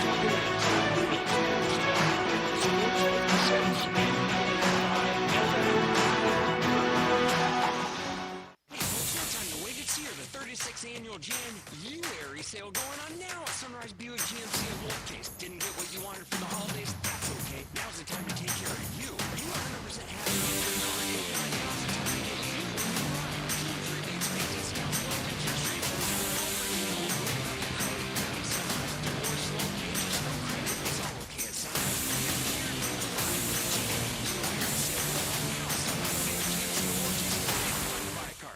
Napa Cafe celebrates 26 years in 2024. Hi, I'm Glenda Hastings, owner of Napa Cafe, and I want to thank you for making us part of your dining experiences. If you are a first-time guest or have dined with us countless times, I want to thank you for making us part of your lives. Whether you're celebrating with the crowd or planning a cozy date night on the town, Napa Cafe can provide you an extraordinary evening. We have 5 dining rooms, including our private wine cellar, our Jan's room for 2 guests, and the Eleanor room for parties up to 60. Sit back, relax, and celebrate. Leave the cooking to us. Come see me at Napa Cafe, 5101 Sanderlin Avenue. We're open Wednesday through Saturday for dinner starting at 5 o'clock. We also offer curbside pickup from our full menu. For details on our stay-in, dine-out menu or reservations, visit our website at napacafe.com. Come join us as we celebrate 26 years of Napa Cafe in 2024. We can't wait to serve you. Hi, I'm Finley Lavin, defender for University of Memphis Women's Soccer. Southern Security offers the latest in technology with our personal teller machines. Our PTMs allow you to speak in real time with a Southern Security team member with experience and service you trust and know, delivered at your convenience. To locate a PTM near you, visit us online at southernsecurity.org or call 901-452-7900. Southern Security is a proud supporter of the University of Memphis Athletics and 901 Women, federally insured by NCUA. New year, new savings during the Gossett Chrysler Jeep Dodge Ram Fiat Start Something New sales event on the pike. We got it covered in 2024 Jeep Grand Wagoneer L Series 3, $23,156 off MSRP and 0% for 36 or 3.9 for 72 months is available. 2023 Jeep Renegade Upland 4-wheel drive Sport, $309 a month. Buy it for $23,723. And power up in 2025 Ram 1500 Bighorn, $13,758 off MSRP or $629 a month. Plus all 2023 models, you can save up to $16,906 off. So drive past the rest. Come to the best. Gossett Chrysler Jeep Dodge Ram Fiat. Online, GossettMotorCars.net. If you want it, we got it at Gossett Motorcars. 145, 331, MSRP 123,155. Renegade Triple P 57,256, MSRP 31,095. Ram SN 544,525, MSRP 56,825. Includes all rebates and incentives and excludes PF 695. Excludes tax title and license with approved credit. See dealer for complete details. Dealer stock only. Online radio show is on WHBU Sports 56 and 98.5 FM. Every Monday night at 6, hear the latest news on your Ole Miss Rebels with the NC Porter with 24/7 Sports. Your Ole Miss defensive captain Mike Fitzsimmons, Gordon Moore covering SEC sports ball, and former Ole Miss baseball announcer Gary Garvey from kickoff every throw to extra innings. Your Ole Miss sports on the Rebel Yell Hotline Show right here Monday night at 6 on Sports 56, 560 AM and 98.5 FM. Your Mid-South Sports Station. Now back to Sports 56 mornings on Sports 56.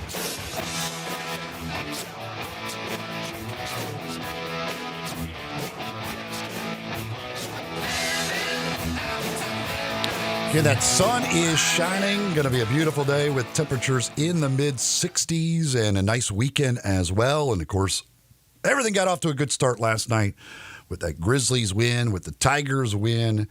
It's just all things are good right here in Memphis and the Mid-South. We are just over a week away from the Super Bowl. And time to talk about that with Brandon Lang. It's time to handicap this week's action. Joining Greg and Eli, a sports handicapper, Brandon Lang. Subject of the movie, 2 for the Money. I mean, I was absolutely nauseous and ready to really talk to the TV, tracking down with that yellow wiffle bat, just putting the beat on. Get Brandon's plays at BrandonLang.com. Yeah, frequency, but then you walking on that wall. You're leaning on that wall. That's honor. Who's going to do that? Super Panda Factory? Also listen to Brandon's betting analysis on the Believe Podcast Network. Last year on the NFL, some people say he will be out of the league for a year. I guarantee if you heard it here first, he will be gone. I don't know what his dad does for a living, but whatever his dad does, he'll go in the family. But now, here's Brandon with Greg and Eli. You can check out his picks at BrandonLang.com. You can hear him on the Believe Podcast Network. He's got the TV show Cappers coming to Pluto TV soon. He is the one and only Brandon Lang, and he joins us now here on the program. Brandon, how are you, sir?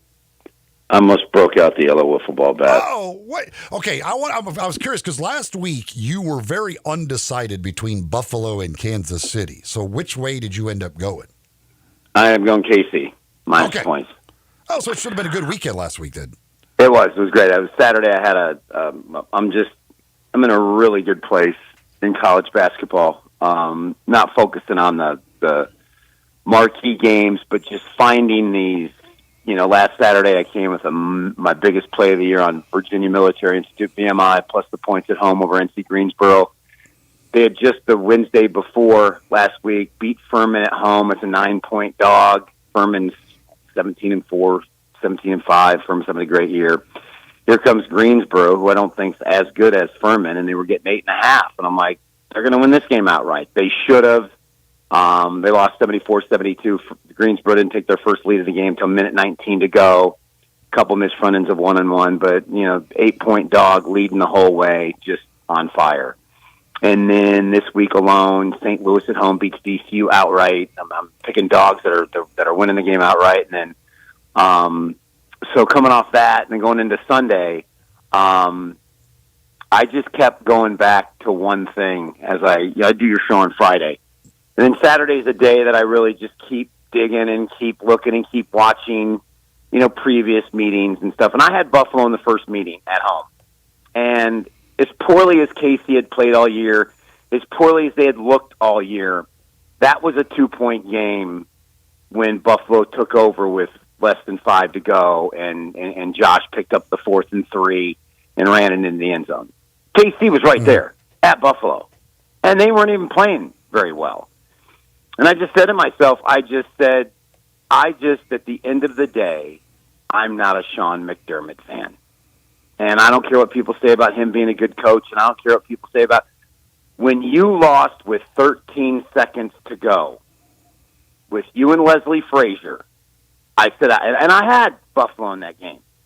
And you're plus 3.5, and then you lose by 6 in overtime. And I just said, I'll never lose a big play with that man again. I'll never do it. And then take last year. They had it all. They had everything they wanted. Home field, right there.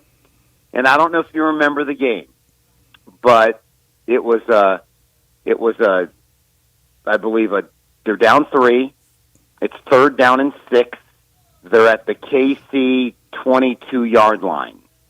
Allen goes back, and he's got the check down. The check down, I swear, Eli, if you go back and watch the tape, the check down's going to go probably down to the 10. But instead, he goes for it all. He has Hollins open, and he short arms it and throws it short.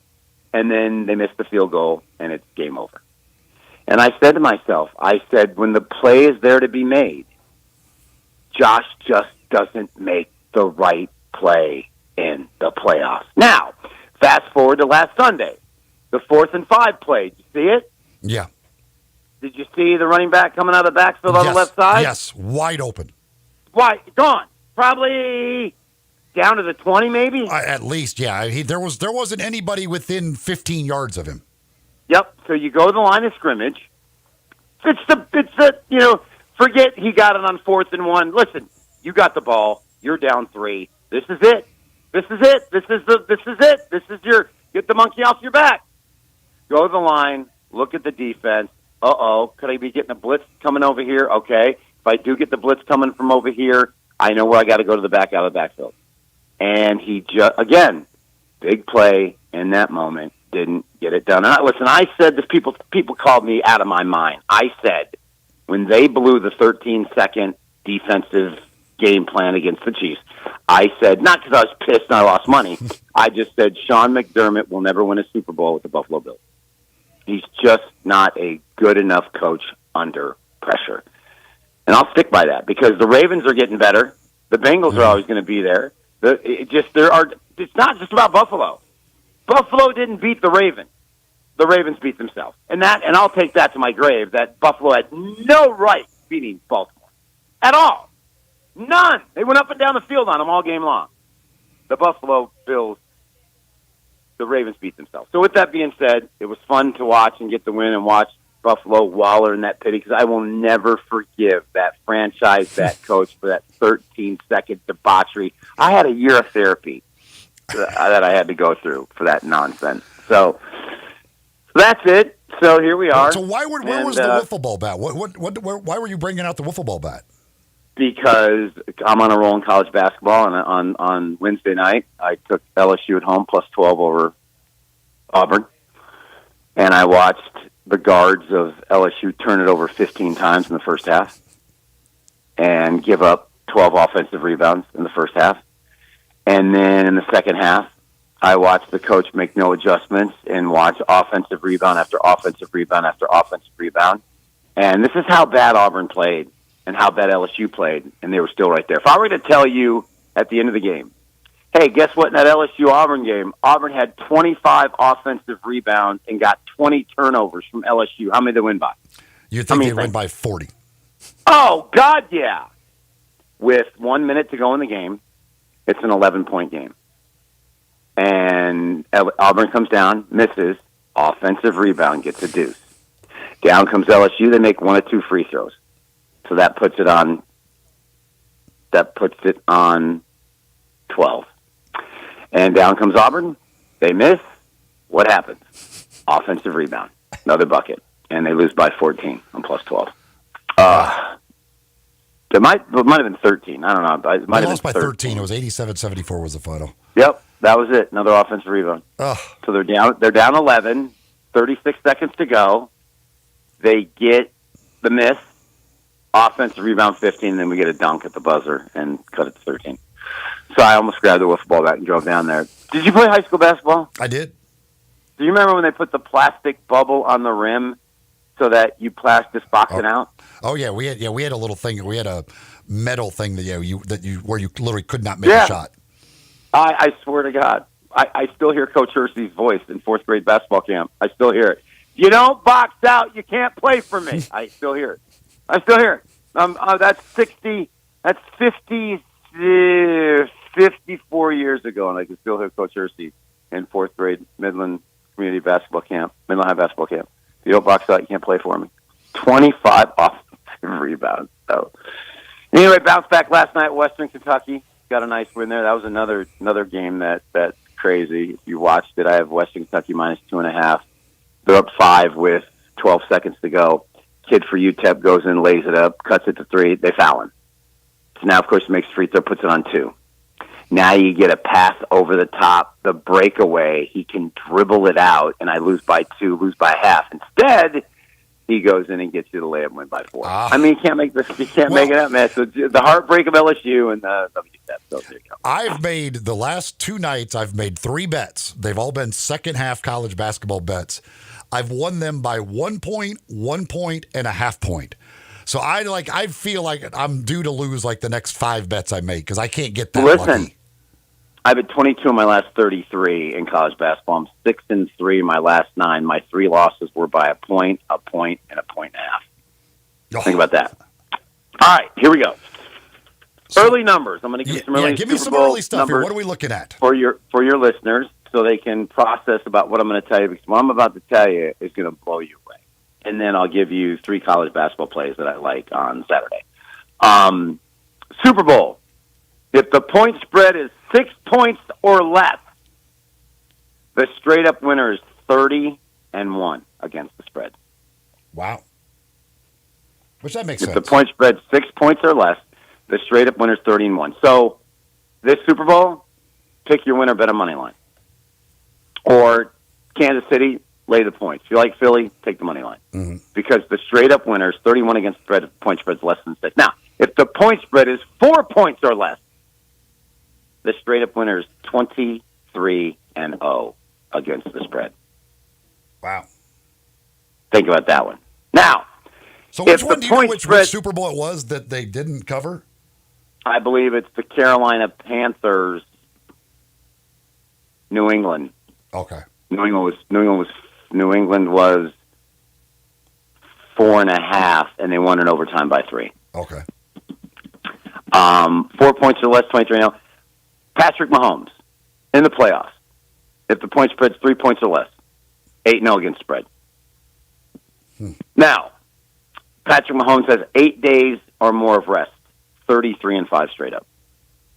Now, Let's get to my good boy, Vic Fangio. You know I love Vic. You know I love Vic. Vic's the guy that I had on Monday night. Yes. The Miami Dolphins playing 13.5 against the side, and he was up 14 with 4:29 to go, and Vic decided to go prevent on not one drive, but 2 drives. And in those 2 drives, he didn't blitz one time. And they end up losing. And because they lost, what many people don't know, because Vic would not blitz, he did not one blitz in 2 drives with Will Levis, a rookie quarterback at the time, and good old Vic set up the press conference with the pen in his mouth and said, I'm not going to blitz, we're fine. They go right through and score. And Miami goes 3 out and punts. Vic think we're going to blitz this time. Nah, we'll be fine. They lose the game outright. And because of that, what did Vic do? He cost Miami having to go to KC for the first round of the playoffs instead of a home playoff game because they lost the double-digit favorite on Monday night. So, how's Vic Fangio done against Patrick Mahomes? Well, not good. I know this one is not good. No. So head coach of Denver, 0-6. As the defensive coordinator of Miami, 0-2. And then the Philadelphia Eagles did the brilliant thing of saying, hey, let's bring in Vic as our defensive consultant for the Super Bowl against KC. Come on, Vic. Come on in. Hey, Vic, how you doing? I know, Vic, I know you're 0-8 against Patrick Mahomes, but this is Nick Sirianni.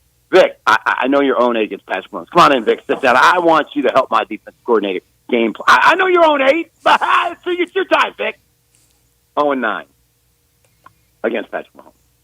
Now, let's go to Philly. They're the 11th team in NFL history to put up 40 points or more in a conference championship game. Okay? Mm-hmm. The previous 10, 3-7 straight up and against the spread in the Super Bowl. Wow. They're the 3rd team, 45 or more in a conference championship game. The previous 2, 0-2 straight up and against the spread in the Super Bowl. It's the 5th time in Super Bowl history where the 2 coaches are meeting again. The first 4 times, the coach that won the first game won the second game. Now, before you think we're all in on the Eagles, one last nugget for Eagles fans. Since 2000, the number 1 defense in the Super Bowl has gone there 4 times.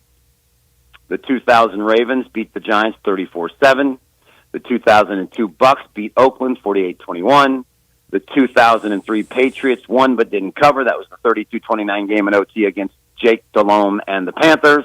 And the 2000 Seattle Seahawks Legion of Boom destroyed Peyton Manning 43-8.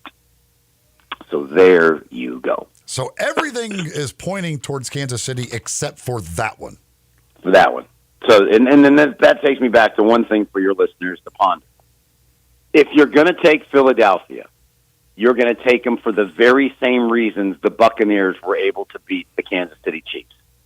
The defensive line of the Bucs overwhelmed the offensive line of the Chiefs. Mahomes had no time to throw, and they only scored 9 points in the game. And Mahomes looked average. He looked normal. He didn't look like the greatest of all time. He got his butt handed to him because he didn't have time to throw. Now, if you take Philly, you better hope they get pressure on him. Because if they don't, they're going to lose. It's as simple as that.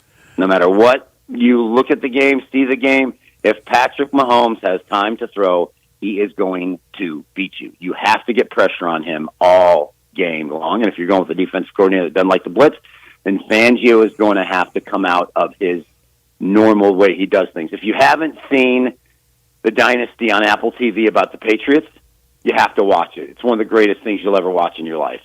And what I didn't realize, but what you'll realize by watching it, that in the Super Bowl against the Rams, Bill Belichick completely revamped his entire defense to go against Jared Goff. And the numbers, I may get this wrong, it may be the other way, is that Goff against zone defenses all year long struggled against man-to-man defenses. He played very, very well. So Belichick installed a complete zone defense that game against Goff, and he struggled all game long. Wow. I think it's one or the other. And you can see in the 2 weeks leading up to it, Belichick completely put in a whole new defense to go against the numbers of what Goff wasn't good against that year. It's phenomenal. The Aaron Rodgers episode 7 is mind-blowing because they actually talked to other players. Dynasty on Apple TV. Okay, college hoop. A couple notable ones for you that I like. Mexico State, Richard Pitino Jr. They've lost 4 games this year, 1 by double digits to St. John's. The other 3 have been single digits, 3 at ASU, 6 in OT New Mexico State, 1 at San Jose State. They'll be getting probably 5 to 7 at Utah State. I like them. St. Mary's and Gonzaga looking to bail out late. St. Mary's at home. They're probably going to lay in 2.5, 3. I don't care. They're 19-3. They're the best team in the conference. Changing of the guard. St. Mary's is now the best team in the league, not Gonzaga. They've been chasing them for years, finally caught up to them and passed them. I like St. Mary's at home minus the points. And last but not least, my hidden gem a couple weeks ago, I had Jacksonville State at home +3 over Louisiana Tech. Jacksonville State at the time was a perfect 5-0 at home. Hadn't lost at home all year. They were getting 3. They won the game outright 63-61. They're now 8-0 at home this year, and they'll be getting probably 3 to 5 to Liberty, who's 17-4. Jacksonville State at home on Saturday plus the points over Liberty. Like it. New Mexico State, St. Mary's, and Jacksonville State. All right. Good stuff. Dog. Now, you got to go ahead. You going to New Orleans? I may go down one day. I may go down just on Wednesday and come back up to New York. I don't know yet. So I have to figure that out today. But I am coming down there. So do you have tickets for the game for me? Me and the wife? Forget about that? Yeah, no, the game was the 28th, right? Yes. Yeah. What? Who would the Grizzlies play? Who is it they play? Knicks. Yeah. That's not a problem. Got you taken care of. Okay. And then you got to text me the hotel. I got to get a room at. Yeah, you could. There's plenty of the downtown area and that right. There's some right there. One right across the street from FedEx Forum, but there's plenty of downtown hotels or wherever you could choose from. Okay, we'll text about it. We'll text about it off air. Yeah, absolutely. But okay, but you're not going to New Orleans? No, not making the trip. The NFL's just made it too expensive for us little radio stations.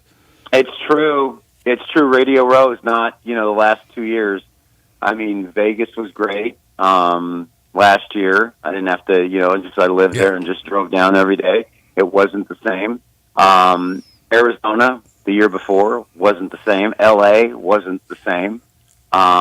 It's just not the same as when you went there that year and we had a blast. It's just not the same. I think COVID kind of showed a lot of stations if they saw that money saved those couple of years, and now they're kind of like, we don't want to spend that money. That's actually a great point. That's actually a really good point. So, we'll talk to you again buddy. next Friday, buddy. Got it. Have a good weekend. You too. All right, there you go. Well, that's a lot of stuff that he had that would direct you towards Kansas City. Other than the number one defense thing, everything else would tell you Kansas City. We'll get more from him next week. Talk some props as well.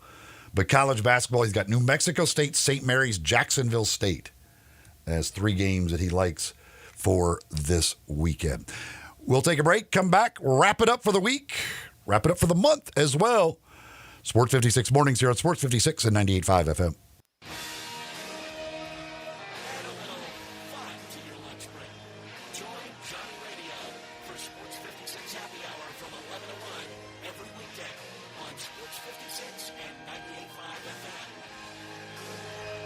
I'm Gary York. I'm the service director of Lexus in Memphis. Our service department wants to be more than just a place where you get your oil changed. We do glass repair, windshield replacement, recalibration of your camera and sonar systems, even wheel repair, tire replacement, all the things you would expect from a luxury automotive dealer. Please check out our website. You can schedule your appointment, check out our specials, hours of operation, or if you'd like to do it in person, please reach out to one of our associates at 912-715-5199. What a great time of year. Football, basketball, baseball, golf, and home sales. Home sales? This is Sheldon Rosengarten from Lost Penn Sworth Realtors. Why did I throw in home sales at this time of year? Because I have sold homes on the day before Thanksgiving, Christmas Eve, and New Year's Day. Whether it's someone transferring in through a relocation network or someone just starting their home search, homes sell all year long, just like my golf game being banned all year long. I may be called Mr. Three-Putt, but at least I'm consistent. If you or someone you know is thinking of selling, make sure and talk to 2 to 3 real estate brokers, but make sure I'm one of them. Find out how my highly successful strategic marketing program can get the winning score you need. Call me and find out why people often say when you want the job done, call Shell Done, 483-0546 or MemphisRelocate.com. Go for that goal and call me, Shell Done, at 483-0546. 8546 or memphisrelocate.com. Cashback is not available on gas in New Jersey and Wisconsin. $5,000. That's the average amount of money people in the U.S. are now spending on gas in a year. $5,000. That's crazy. If you drive, you have to download Upside, the free app that gives you cash back every time you get gas. That's right. You can earn real cash back with Upside, just for buying the gas you're already buying. You can literally start earning cash back today. I use Upside every time I fill up, and I've already made around $200 to $300. You're putting gas in your car anyway. Why not get real cash back? If you like free money, download Upside. I'm saving the cash I earn from using Upside to help pay for a vacation later this year. Download the free Upside app now to earn cash back every time you buy gas. Use promo code FAST25 to get an extra 25 cents per gallon on your first tank. You can cash out anytime right to your bank, PayPal, or a gift card for Amazon and other brands. Just download the free Upside app and use promo code FAST25 for a 25 cents per gallon bonus on your first tank. That's code FAST25 for a 25 cents per gallon bonus. Hungry for that delicious smash burger flavor? Dyer's Cafe is the original smash burger since 1912 and still smashing burgers in Collier, historic Town Square. Come out for the lunch specials Monday through Friday, 11 to 2. Ask about the world famous split dog and authentic Chicago or New York dog. Try the leaner side of Dyer's with a grilled chicken sandwich or freshly made salad. Also serving flakes, Delta raised catfish, Pasquale's tamales, and a customer favorite hand-breaded onion rings. Dyer's, serving world famous burgers, dogs, and shakes in Collier's historic Town Square.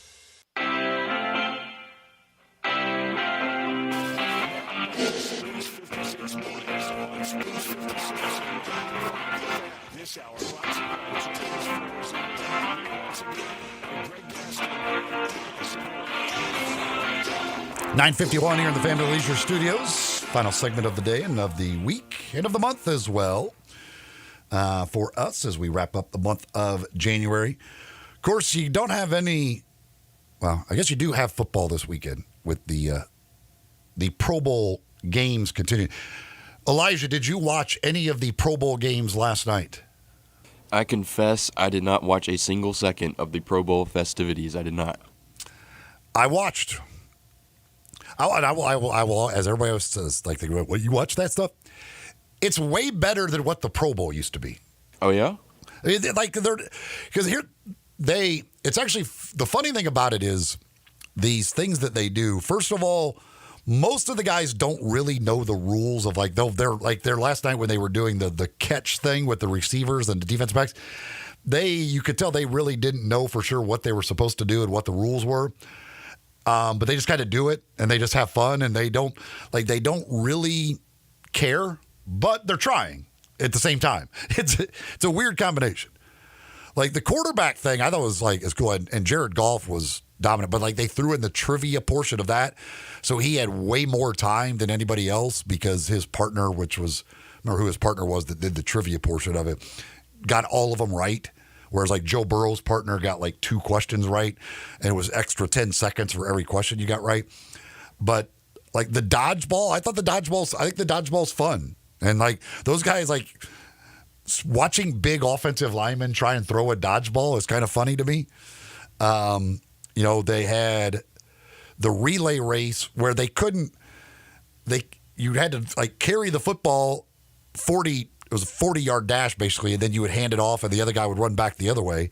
And they had, like, big guys doing it, small guys.